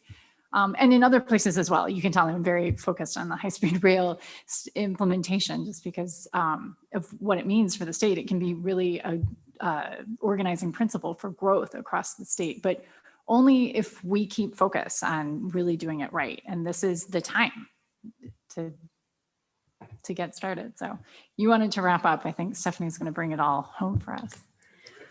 Well, I think it's quite fitting that we started with Megan and I working as a partner and me kind of being her bridge to the local community and holding space for community priorities to be lifted up. Because in this space, I would be leaning on Meg and her expertise. If you drive through my city, you'll understand we're a grid city. You get in your car from your house and you go to work in 15 minutes, you can get pretty much anywhere you want to go. And if you're going to get on the road and go to Fresno, you're going to take this wonderful new campus parkway that looks beautiful. And it looks like the answer to all of our traffic problems in our city. It's actually going to be the inverse of what we're going to be doing with high-speed rail. And so this is a symbiotic relationship, local agency leaning on state for expertise in certain areas. It's no accident that we're deciding to bust open our general plan. The things that we need to do to build 15-minute communities are the things that we need to lay the groundwork for now so that we incentivize development and communities that are thriving in that space and we create those centers in our city. We have to change the way our citizens live. Trust me when I say that's the hardest thing we're going to do. I still don't charge for parking in downtown. I will not be the city manager when we start charging for parking. I promise you that. We're changing patterns and it's going to be slow, but I think if we lean on each other, we hold tight to those policies, those priorities, the things that our communities have identified, and they align with yours, but we have to work together. And so I come as the partner that is the community voice, and Meg brings with high-speed rail the partner that can kind of show us the way. The benefit for us is we're a blank slate. And I think that's the beauty of this type of investment and the beauty of the relationship we have with all of you here. We can learn the lessons from some of our larger city colleagues and say, what did we like? What worked for you? What didn't? And we're willing to say, let's do it. We're a ready participant in this type of change. Thank you all so much for those super powerful comments, responses, examples you gave us. Lots of food for thought. Before I turn it over to the council to ask questions or engage in discussion, Preston, just one quick question for you. How's your optimism level at this moment? I do think I have to tell a quick story. I once did a travel journey to Germany and met with the equivalent of the HUD secretary for Germany. And she said something about how she was fixing the problems that were created in the 1970s. So I raised my hand and I was like, so who's going to be fixing the problems you're creating? And she got kind of mad at me, and someone was like, oh no, he's just joking. And I'm like, I'm not joking. And so I do feel like we got to be challenging ourselves all the time to say, what are we doing today that is not going to be the right thing 20 years down the road? And I think if we don't stop and ask and challenge ourselves, and so I don't know if that's pessimism, but there's a practicality that I think we have to look at. And I have to tell just one quick story. There is a light rail station on 87 and Hamilton, so it's in Campbell. And around it is amazing opportunities to do development. And that station was designed with an engineering perspective. It's in the middle of the freeway and there's no way to get access to it. So even if something is built up around it, it's just poorly created. And as we look at trying to do things, we can't figure out how to get people to the station. And so I guess it's my way of saying the station area planning around high-speed rail is so important for these communities to really think. My heart broke when I saw that Merced station, but I know. And I was like, okay, that's not what's going to be like. We haven't been allowed to plan yet. I know. So I just feel like this is such, those investments have to really come, not just high-speed rail, but transportation investments really have to be thoughtful in how they're made in communities. So I'm always optimistic. Sorry. All right, thanks for that, Preston. Chair Estefa, I'll turn it over to you for council discussion. Great, thanks, Cherise. What a wonderful conversation. I just learned quite a lot. Kudos. And I specifically really liked, Cherise, your first question about optimism and certainly the panel's responses as well. Preston's accepted. It's not easy to stay optimistic when you look at what's going on. The fire, drought, water, equity, all the things that are going on around us, the climate crisis, the housing shortage, homelessness right in the face of us. So it is very hard to stay optimism. But I think, as I've heard, from a lot of your comments and responses and ourselves here as leaders, I think it is important that we communicate this urgency, but we're also responsible to chart a meaningful, equitable, and implementable, solutions to those. We have both responsibilities. We need to communicate the urgency, but also we need to be able to chart solutions. In my experience as a city planner, urban planner, from history, it is during those kinds of crises that great decisions and transformative decisions have happened all over the world in what we consider great cities. Whether it's fire, disaster, flood, even COVID, I think will have a profound impact in how future generations will look at, back in terms of what is built because of that. So as much as they are challenging, I'm also optimistic because the challenges actually then get us to think not only outside a box, but outside a different kind of box to chart those, and to find the solutions. So I'm, excited about that. And Chancellor, some of your students here that's where the hope is in terms of, the kinds of things that you mentioned earlier. What are they looking for when they're looking for college? The idea of the research facility, things that are really trying to address the challenge of climate change. That is what they're looking for. So that generation has changed, and I'm, completely optimistic about that.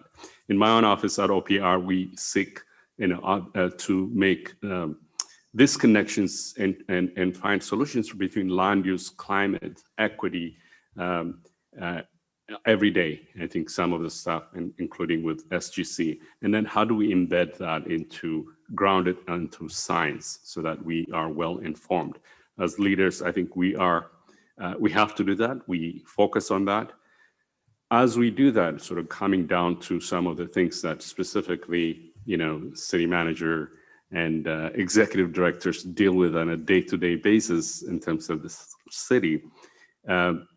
We hear from local jurisdictions, just like, the questions that you raised as well, around some of the challenges of a lot of mandates or requirements that come from a state, from government, and even from local governments as well to address this climate change. And what we hear is how, from some of them, how this have become more challenging to meet their needs, and how to apply that statewide, and how do we provide flexibility. So we hear that from local governments. You know, a lot of our climate policies are in some ways difficult to implement. But I would love to hear specifically for people who are really dealing with on implementing housing policies on the ground, or, you know, running the city of Merced, what is it that we can do better to support those kinds of engagement as local governments?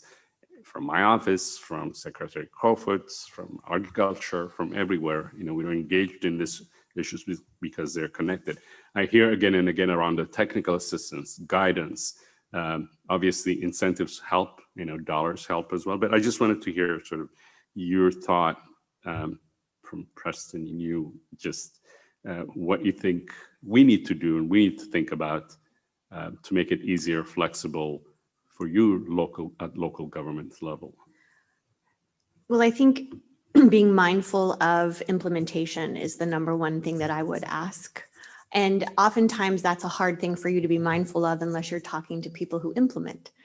So open communication with local policy makers or people who implement, we would love to be a resource to you.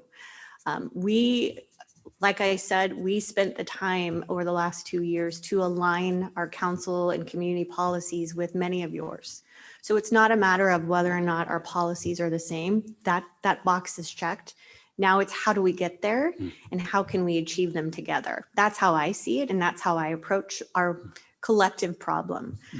Sometimes the solutions that we can come up with here are going to be way different and you wouldn't have seen them. And so maybe being open to a project that is non-traditional or maybe doesn't check the box of a NOFA the same way that other geographic projects might, I just encourage you to be open-minded. We in government tend to become very used and accommodated to, this is my project, this is my outcome, this is how I'm going to get there. And sometimes you're coming to us with monumental problems kind of all layered on top of each other, and the solution's not going to look like it's not going to fit in a box with a bow. So let's maybe work together to come up with some type of creative implementation. And it may not necessarily need a lot of resources. I promise you, if you look at my budget and the things we have been able to accomplish, a lot of times I've got private sector people standing by looking to make investments. If they think they're practical, they'll be willing to put money into it. So I'm saying that the answer is not always resources. The answer is sometimes us working together on identifying a project, and then we can go work together to find people to invest in that project. So collaboration. Great, thanks. I just want to point out, I'm a huge fan of TCC, the Transformative Climate Communities Program, and really saw this idea of creating more holistic goals of greenhouse gas emission reduction, workforce development, and housing. To me, that's the investment that has to happen. I was a little surprised in reading the report that with AHSC, if I read it right, that only like 0.5% of the funding goes into transportation. I thought it was much more around neighborhood investments, because I do think that what has to happen is this commitment that it isn't just an infill development, but it's about neighborhood, and there is infrastructure that has to be taken care of. The problem is, and I remember with I think it's the Monarch, which is the TCC development down in Fresno, that as we were looking at the cost per unit, because we had all of these neighborhood investments and improvements that were happening, the cost per unit was really high. And so elected officials were saying, we can't support this because the cost per unit is so high. And my kind of take is, well, if we're going to do really thoughtful neighborhood investment, it takes these additional dollars. And so I guess supporting that conversation and helping at the local level how to overcome that resistance because of the costs, I think that would be really important.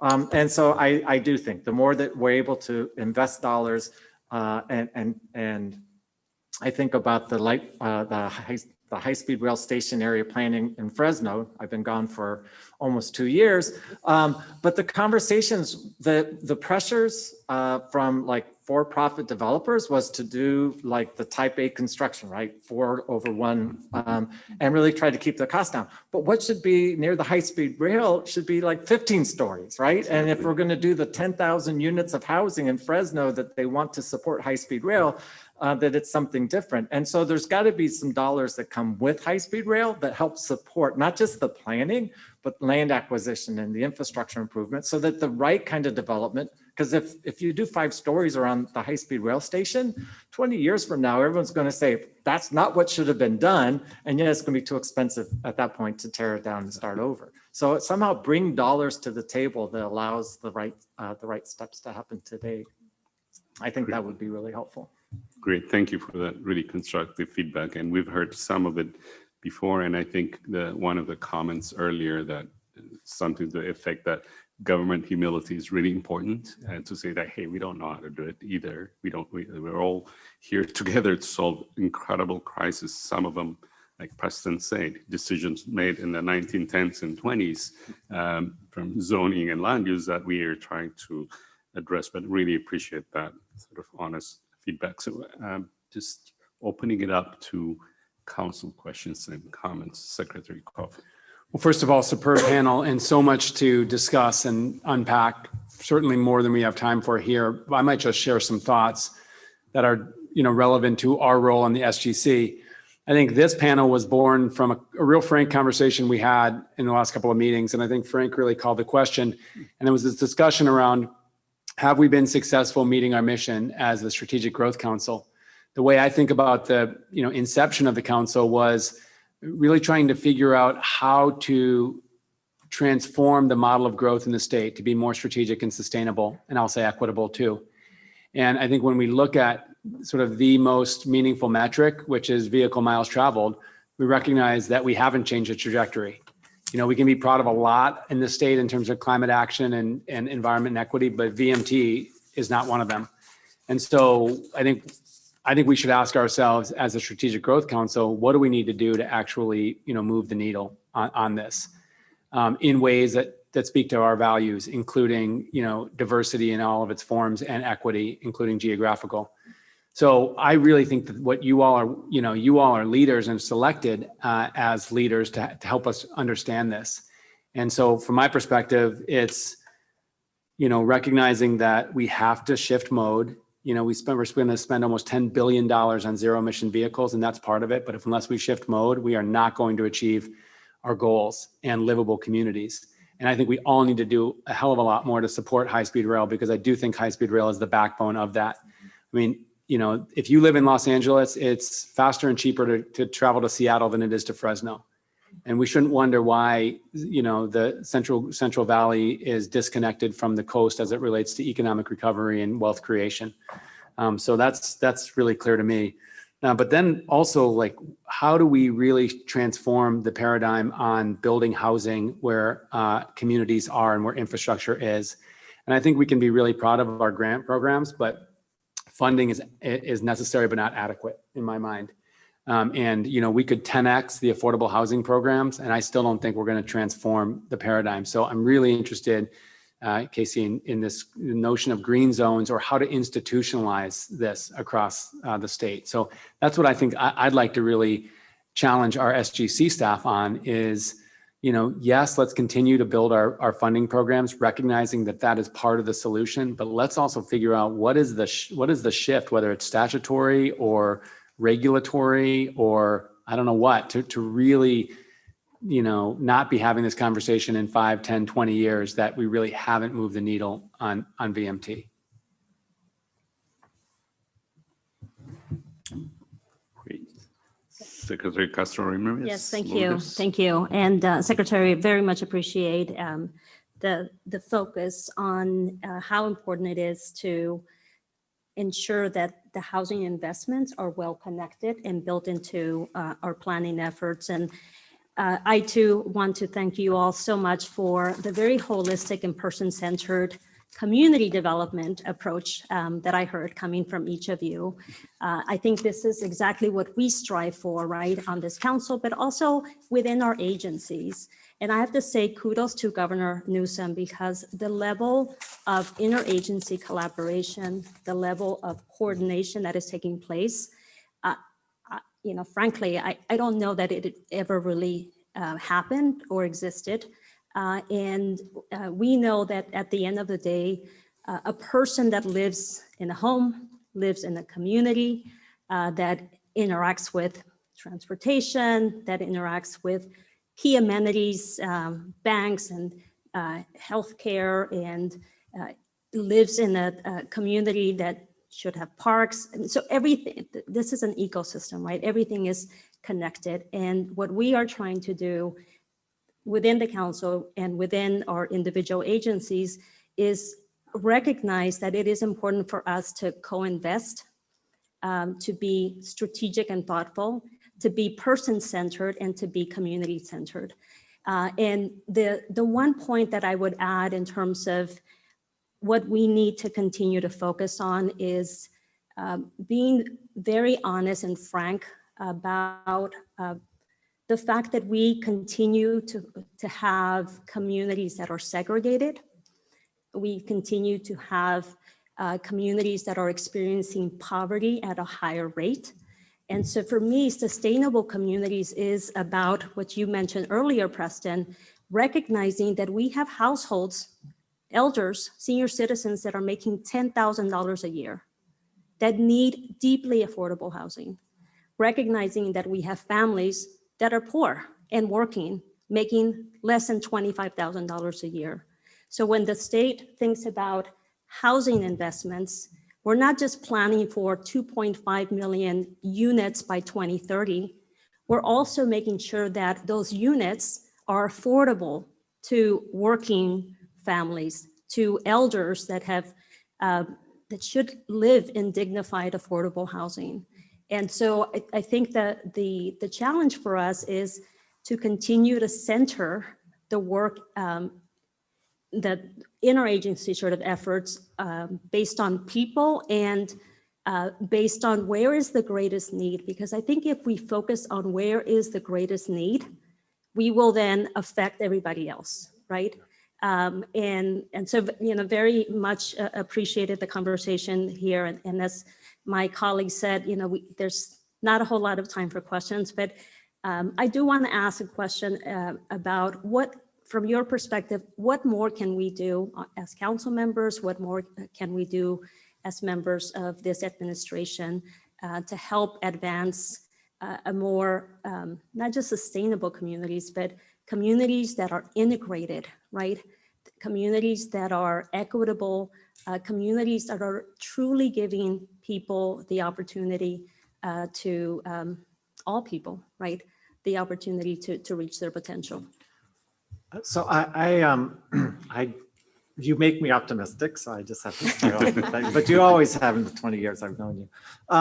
So I think in many ways it's about coming up with the right framework that we analyze things, right? And so I like the shared prosperity framework that's with the Brookings Institute, Urban Institute, and Kresge Foundation that really says that the health of an economic health of a community is really much stronger when there's shared prosperity among all demographics within that community. And the example, and I don't want to pick on my old community of Fresno, but it's the 35th largest metropolitan area, but it's 96th in its regional GDP, and it has it's dead last in shared prosperity. And so thinking about how do you make a community like that focuses on the health of everyone, and recognizing when you do that, everyone benefits, right? And I think we have this like, zero-sum game approach to life that just really has to be changed.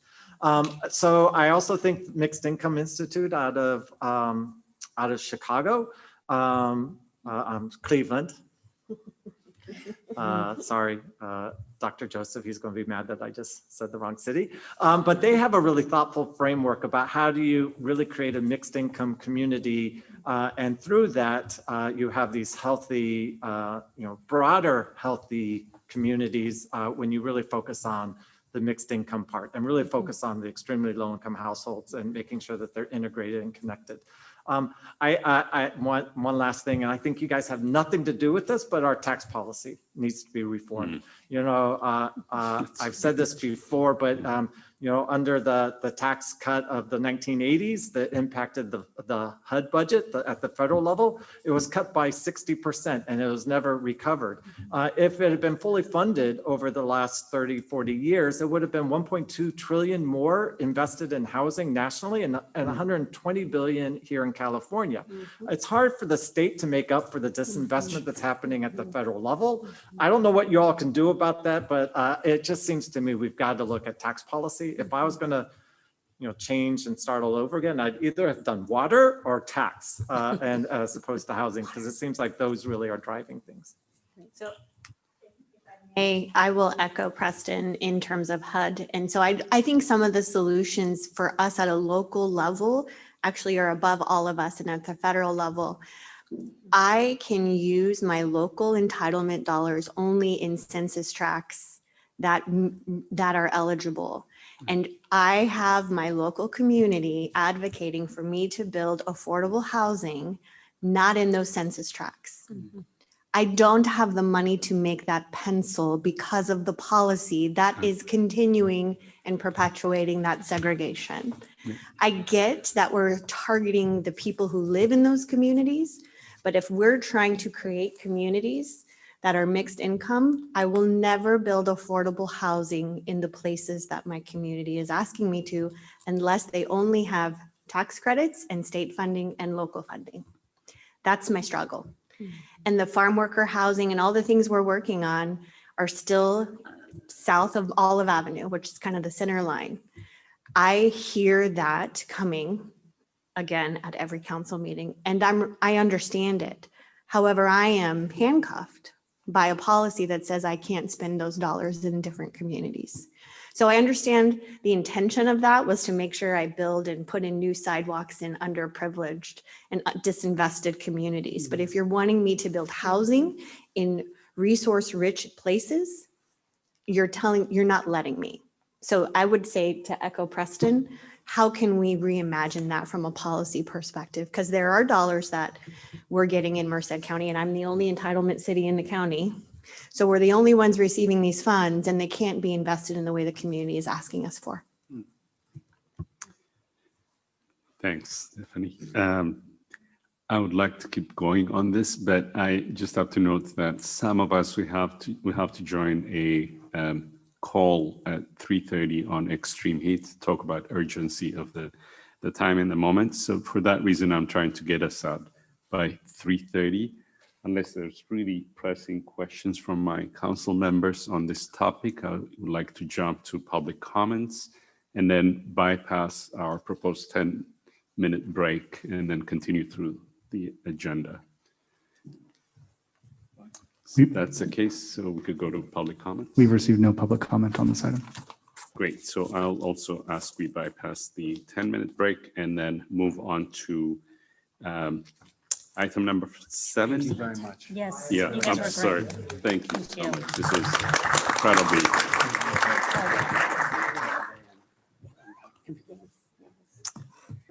So we are in item number 7, which is a discussion item. I would like to invite Executive Director Branko Liebert again to present on the SGC Catalyst Conference. I'm really, really excited about this, and I think all of you will be as well. So then we'll have a discussion and public comments on this specific item. Thank you, Chair. So if I can just drop a few breadcrumbs before I get into the conference itself.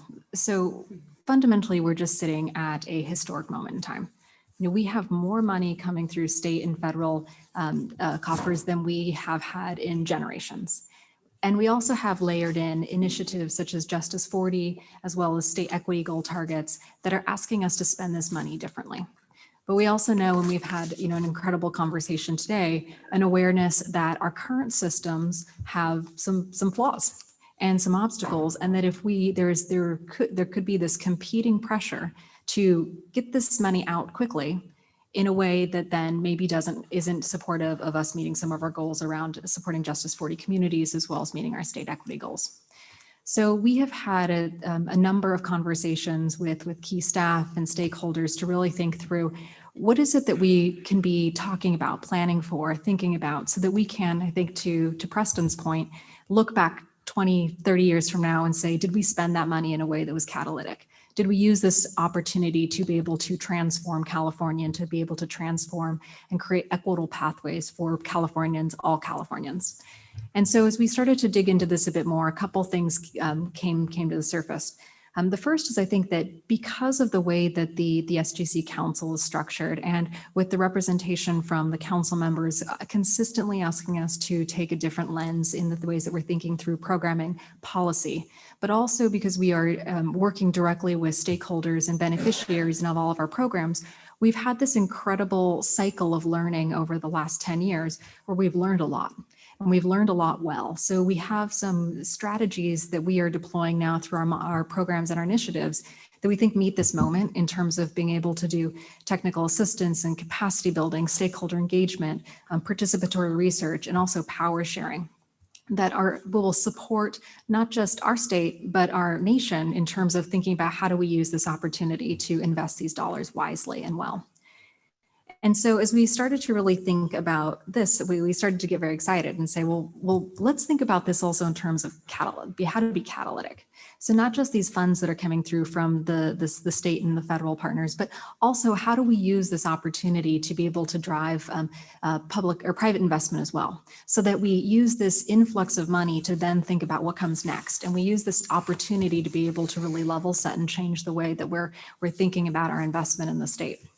And so with all of those ideas in place, we have been working within SGC to build out a number of models that show those four models that I just mentioned, to get them to paper, to get them into toolkits, and to be able to put them in a way that is replicable and usable for partners inside the state, inside the federal government, in other states who are in positions to deploy funds in a way now.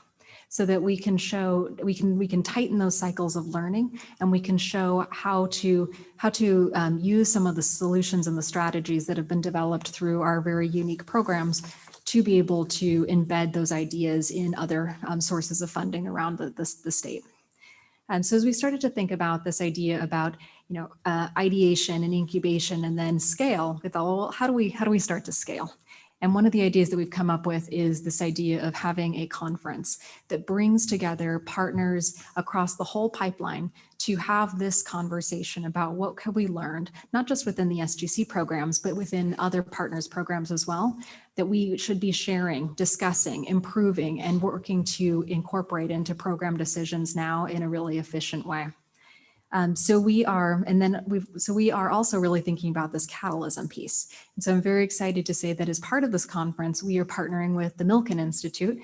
And I'd like to thank Matt Horton for being with us here today. He's a director of the Milken Institute who oversees the California Center, to help us think through that next piece of it in terms of how do you then bring and shape the public or the private funding that then would come in and help continue this transformation that we would expect to see as part of this state and federal investment. Today we wanted to share with you our progress on building the SGC Catalyst Conference in partnership with the Milken Institute.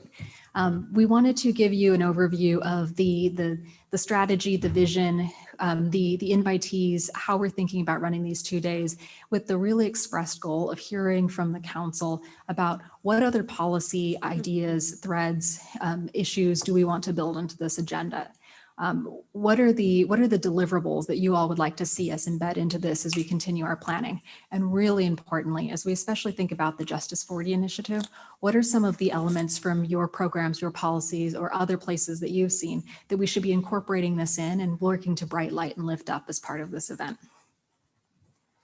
So as you can see, we have our stated goal about leveraging unprecedented public investment to build infrastructure that responds to both the climate crisis and the needs of underserved communities. We're structuring this as a 2-day event. It will be February 1st and 2nd in Sacramento. And thank you so much, Secretary Crowfoot, for hosting us at the beautiful Natural Resources Agency. We're very excited to be able to have this conversation in such an inspiring space. So the first day will really be about highlighting proven models about getting communities in California to project readiness. So thinking about what are the tools, the solutions that we can all be deploying across our various access points to support communities in getting ready to absorb and receive these funds and deploy them in a way that really meets their needs and aligns with their priorities.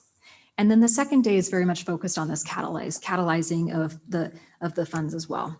So really thinking about the public-private finance partnership, thinking about what we can be doing to be able to build projects in a way, build programs in a way that then leads towards downstream funding. And I think we've also been thinking a lot about this idea about getting beyond shovel ready.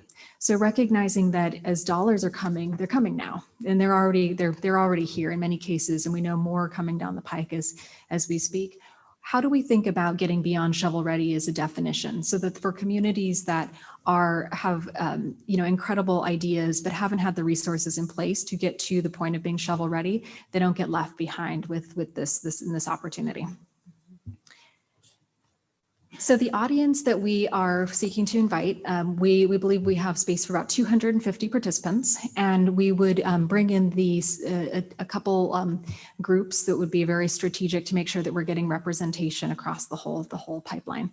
So looking at local, state, tribal, and federal government, community leaders and organizations, private finance, philanthropy, and private sector partners, and then academics, research, and think tank or thought leaders in the state.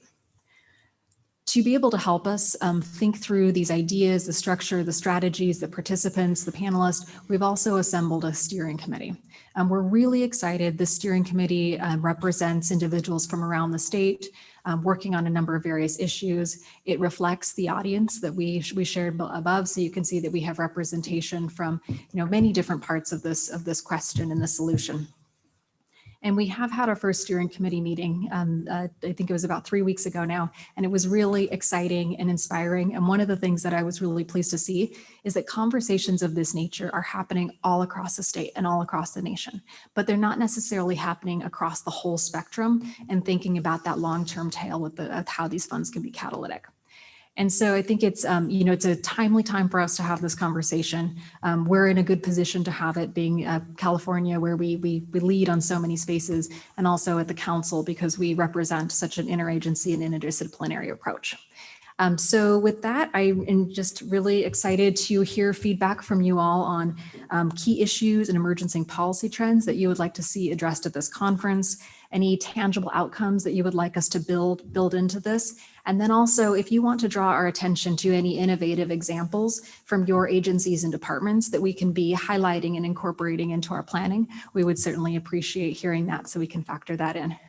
So thank you so much for your earlier support on this idea, and looking forward to hearing your feedback. Great, thanks, Lynn. Before we go to answering questions, I want to note that Deputy Secretary Virginia Jameson has joined on behalf from the California Department of Food and Agriculture on behalf of Secretary Ross. Thanks for joining us, Virginia. So, question out there: 1, key issues; 2, outcomes; and 3, innovative examples from each agency. So I'll go last on this one, so I'll open it up. I'll go all the way from the Councilmember Cardenas. Just give me a half hour, I can figure this. I think if you hold it down for a second. This one's working. He's pressing the right button. I am. In the meantime, anybody else? Yay. Perfect. Thanks very much for your indulgence, as much as anything else. Lynn, terribly excited by the prospect of a Catalyst conference. I do have a comment, and that is looking very quickly at the types of participants that might be invited. I guess there's a capacity of 250, something along those lines. I noticed academicians, researchers, federal, state, private, local. what I did not see, I don't think, was private sector innovators, particularly in those areas where we're going to need them at the table and breaking ground up and down the state, particularly in the area of EV infrastructure. I had the privilege of driving here last night from LA, and there's not a whole lot of chargers between Bakersfield and Merced. So I realize someday I may be able to ride high-speed rail, but it makes it difficult for someone to want to do the right thing. And if we're really going to meet the 40% reduction, much less the 55% reduction, if that is on its way to the governor's desk, we're going to need to build that out. And the work that's going to have to be done is almost unfathomable. And so it would seem to me that that's got to be way up on our list of to-dos. If we're really going to move the needle on VMT and that's just a proxy, move the needle on GHG emissions. Great, thanks. Chancellor Munoz. Oh, just not on the topics and themes. I'll leave that to others better positioned, but just a couple of thoughts about the mechanics. Give some consideration to some kind of instrument, some survey pre and post for participants. Do it electronically, app, make it convenient, ask them questions. What did you learn? Was it worthwhile? Help inform future conferences. Also, give some thought to how you capture the presentations. Could it be developed into some sort of white paper, some final report with some conclusion of deliverables, expectations?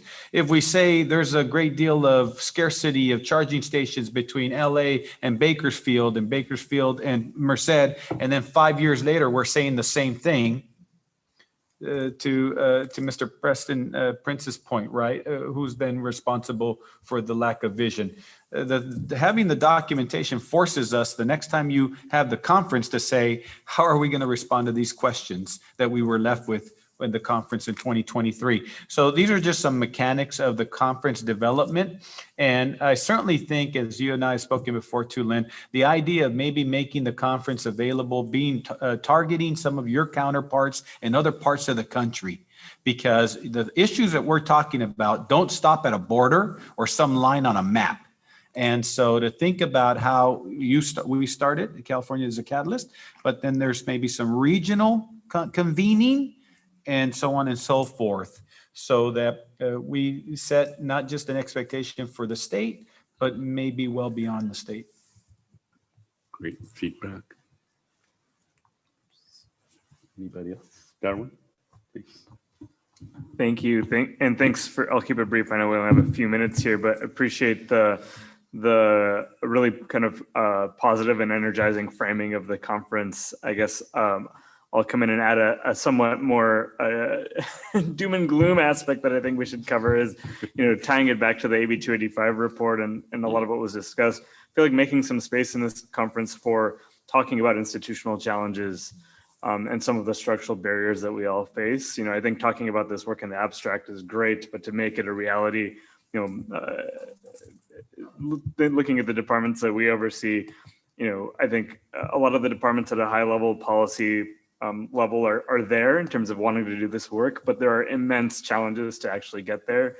I think the SGC has been positioned really well by having new programs, new funding, and a small organization to build from the ground up. But when you're talking about changing institutions, it's a whole nother process. So particularly if we're looking at scaling nationally or to other states, I think really looking at structural and institutional challenges and barriers will be incredibly important to making this work a reality. But yeah, I appreciate all the work that's gone into this and really excited for this next year. Great.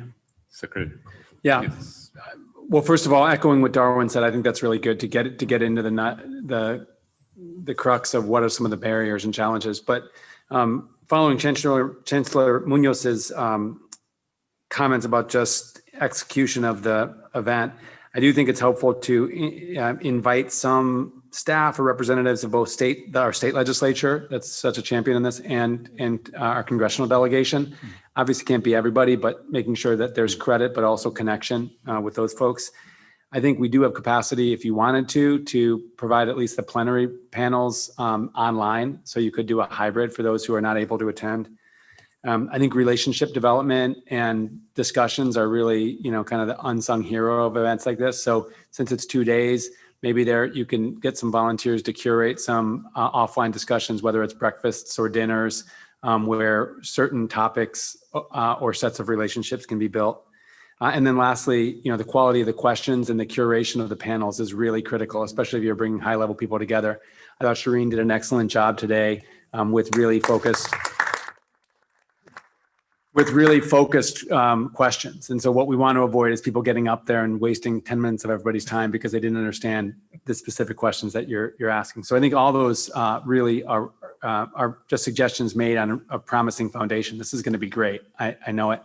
And then just areas in some level of selfishness, I would like to talk about opportunities to meet our development and infrastructure goals while addressing our environmental and conservation goals. I think that there's great opportunities there. Just want to make sure that there's an opportunity to at least address that. And then somehow building in the sectoral opportunities on energy and water and climate resilience. I don't think it means breaking out a specific conversation. You'll have to figure that out. But I think if we're talking about infrastructure, people go to transportation and housing, and just want to make sure we talk about energy and water and broader resilience. Thanks. Great. Thanks, Wade. Lourdes. Yeah, just quickly, will we have an opportunity to follow up if we have ideas later? Yes, absolutely. Okay, good. Great. Just 2 points. I didn't see it concretely called out in the overview of the 2 days, but I assume that equity is embedded in each of the themes, and just making sure that that is the case. And then secondly, I think this idea of maybe this first catalyst convening being the kickoff to maybe a year-long engagement with community members, right? It would be, very, would provide, I guess, in many ways, the opportunity for communities and people that cannot be there in person to also have those conversations at a regional level, at a community level, and to make that level of engagement part of this overall effort. So let's not make it just about a 2-day convening where people go back, but maybe let's look at a way to keep people engaged and to continue to deepen the work that we're doing. And then the last suggestion that I have is, I think it's really important, and it was mentioned before, sometimes when we come into these spaces, there tends to be very much speak at a very theory level, and to the extent that we can also build in workshops or opportunities to engage people at a very tactical and practical level. How did we address getting, for instance, the rental assistance program into communities that were disproportionately impacted by the pandemic? So being able to share tools, lessons learned, so that as folks go back to their communities, they're able to walk away with hopefully some tools and lessons and ideas, right, for how they can continue to do their work. Yeah. Yeah, I'll be brief given the time and perhaps can send written suggestions. Want to commend the staff for a very thoughtful and impressive agenda, the emphasis on the bottom-up governance and stakeholder engagement and technical assistance. A few ideas could be to build on some of the frameworks that Preston was mentioning around shared prosperity. Another idea is frameworks around resource allocation, certainly with their climate investments, the 35% benefiting disadvantaged communities is an example. In the COVID response, we've had examples of equity-based resource allocation formulas that can affect many sectors. So a discussion of how we use our funds for equity could be interesting to focus on. trying to move through the lens of health and racial equity as well, specifically with those who are presenting. And finally, perhaps on the shovel-ready topic, also talking about the climate resilient social infrastructure rather than just shovel-ready hard infrastructure. So for example, jobs in the care economy are so important. Childcare, caring for the elderly, they're low carbon. And there's a lot of opportunities to talk about decreasing emissions as well as enhancing climate impacts. So we'll send some more thoughts there, but thanks. Great. Anyone else? I'll just go quickly and then move on. So key issues, I think what do communities and local governments need to support sustainable growth? Some of the conversations that we're having before. B, as SGC plans the next chapter, I think it would be good to have and look at how the best practices of these programs can be replicated, scaled up, and institutionalized across all state governments. And question 2, what tangible outcomes? I think concrete recommendations for not just SGC, and as was discussed, but all its member agencies to better meet the needs of those we serve, especially around equity issues, as Lourdes mentioned. And then question 3, examples from our agencies. I think we, from OPR, a variety of technical assistance and guidance in supporting especially underserved or less resourced jurisdictions and communities.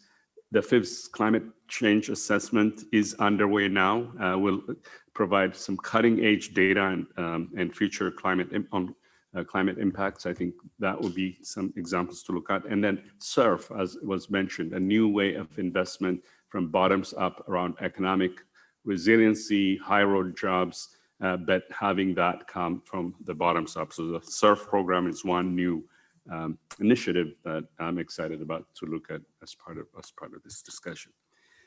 So with that, Matt, we'll move to any public comments. We have no public comment on this item.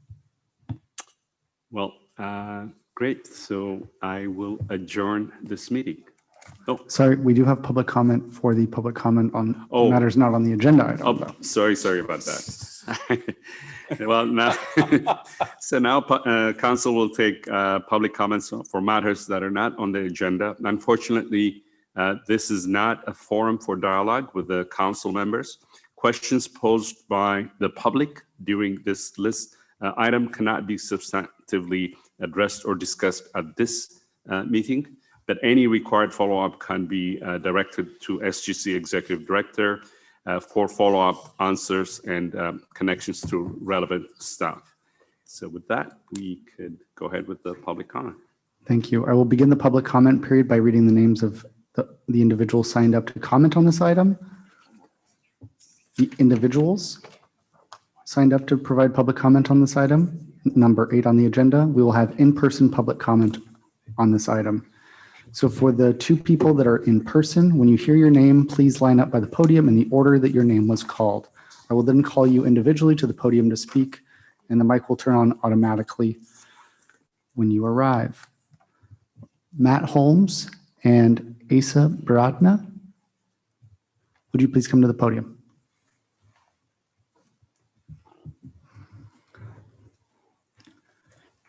We will now begin with public comment from Matt Holmes from Little Manila Rising. Yeah, thanks. Nice to see everybody up there. Nice to see some folks that I've worked with. Proud to talk to any dais with Dr. Rohan on it. I've seen this guy speak truth to a room full of power, so I'm going to try to be in that spirit today. And I'm also going to try to read so I don't screw this up.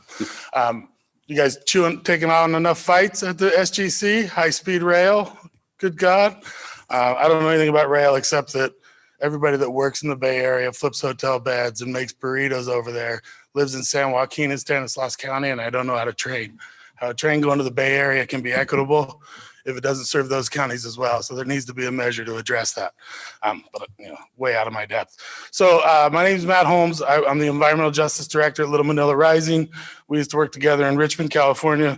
But I'm doing the same work out in Stockton, public health equity work, trying to keep people alive. We die earlier than the rest of California, and folks think that's normal. We die from planned pollution, planned disease, and we're supposed to address it by competing for programs from the state of California, and that there's really no such thing as competitive equity. So I'm really here to talk about how the state has data, has resources. It can really use that data to direct funding to urgently relieve communities that are dying early. Rohan started talking about that a little bit earlier. I'm also talking about partnerships, how we can work as community-based research partners with the University of California and the Strategic Growth Council. The truth is the institutions don't have enough data.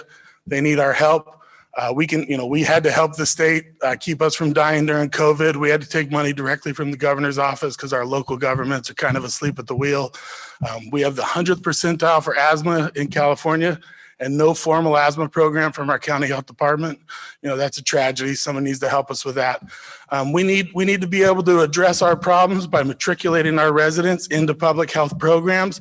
We need to be able to train masters in public health in our region, and we want to do that with this UC. Going to the hospital is the quickest way to get sicker and end up dead. Medical treatment's great, but we need to be addressing structural public health inequality in California. And a city like Stockton's a great American city that's left out of funding in the state of California. They're funding clean air centers in Alameda and not in worse air in our Can we have county. your final thought? And $400 million for flood control, and none of it at the most vulnerable point in all of California's water system. Thank you very much. Next, we have Asa Bradna. Hi, thank you. I just want to make some general comments. I'm Asa Bradman, and I'm a professor here at UC Merced. I'm chair of the public health department. And I just appreciate your kind comments about the educational opportunities here and under Chancellor Munoz's leadership. I've been working in the San Joaquin Valley for years. Back in the 1980s, I started working on child cancer in the valley around McFarland and pesticide exposure. So I have a kind of a long history here. And one of the key needs here are related to climate change, and many of the environmental challenges we have are around workforce development. Got some echo here. And, I think that's clearly the emphasis of many of the discussions here and programs. So I just kind of want to reflect and echo that emphasis on workforce development. And also, I could talk a lot about public health and the need for professionals in this region, but also the importance of elementary and, high school K through 12 education. I'm working with funds from the National Institute of Health on programs for environmental health literacy in the Salinas Valley, demographically similar to ours. I'm going to bring some of those programs here. But I think when we think about these problems, we need to be thinking about, how to be training our future leaders that will be sitting in these environments 10 years, looking back, hopefully, at what we did right rather than wrong. And, I just think we should always be thinking about that, because especially our schools right now are hurting. And I've been working with many teachers throughout California, again, especially in the Salinas Valley, and anything we can do in the context of this process to strengthen relationships to schools, strengthen the pipeline to college is really important. And UC Merced is really, a gem and providing leadership on that. But anything we can do to support those efforts, I think, are critical to not just preventing problems from climate change, but also making sure we have people who can help working on mitigating the impacts. Thank you. Thank you very much. There are no other speakers.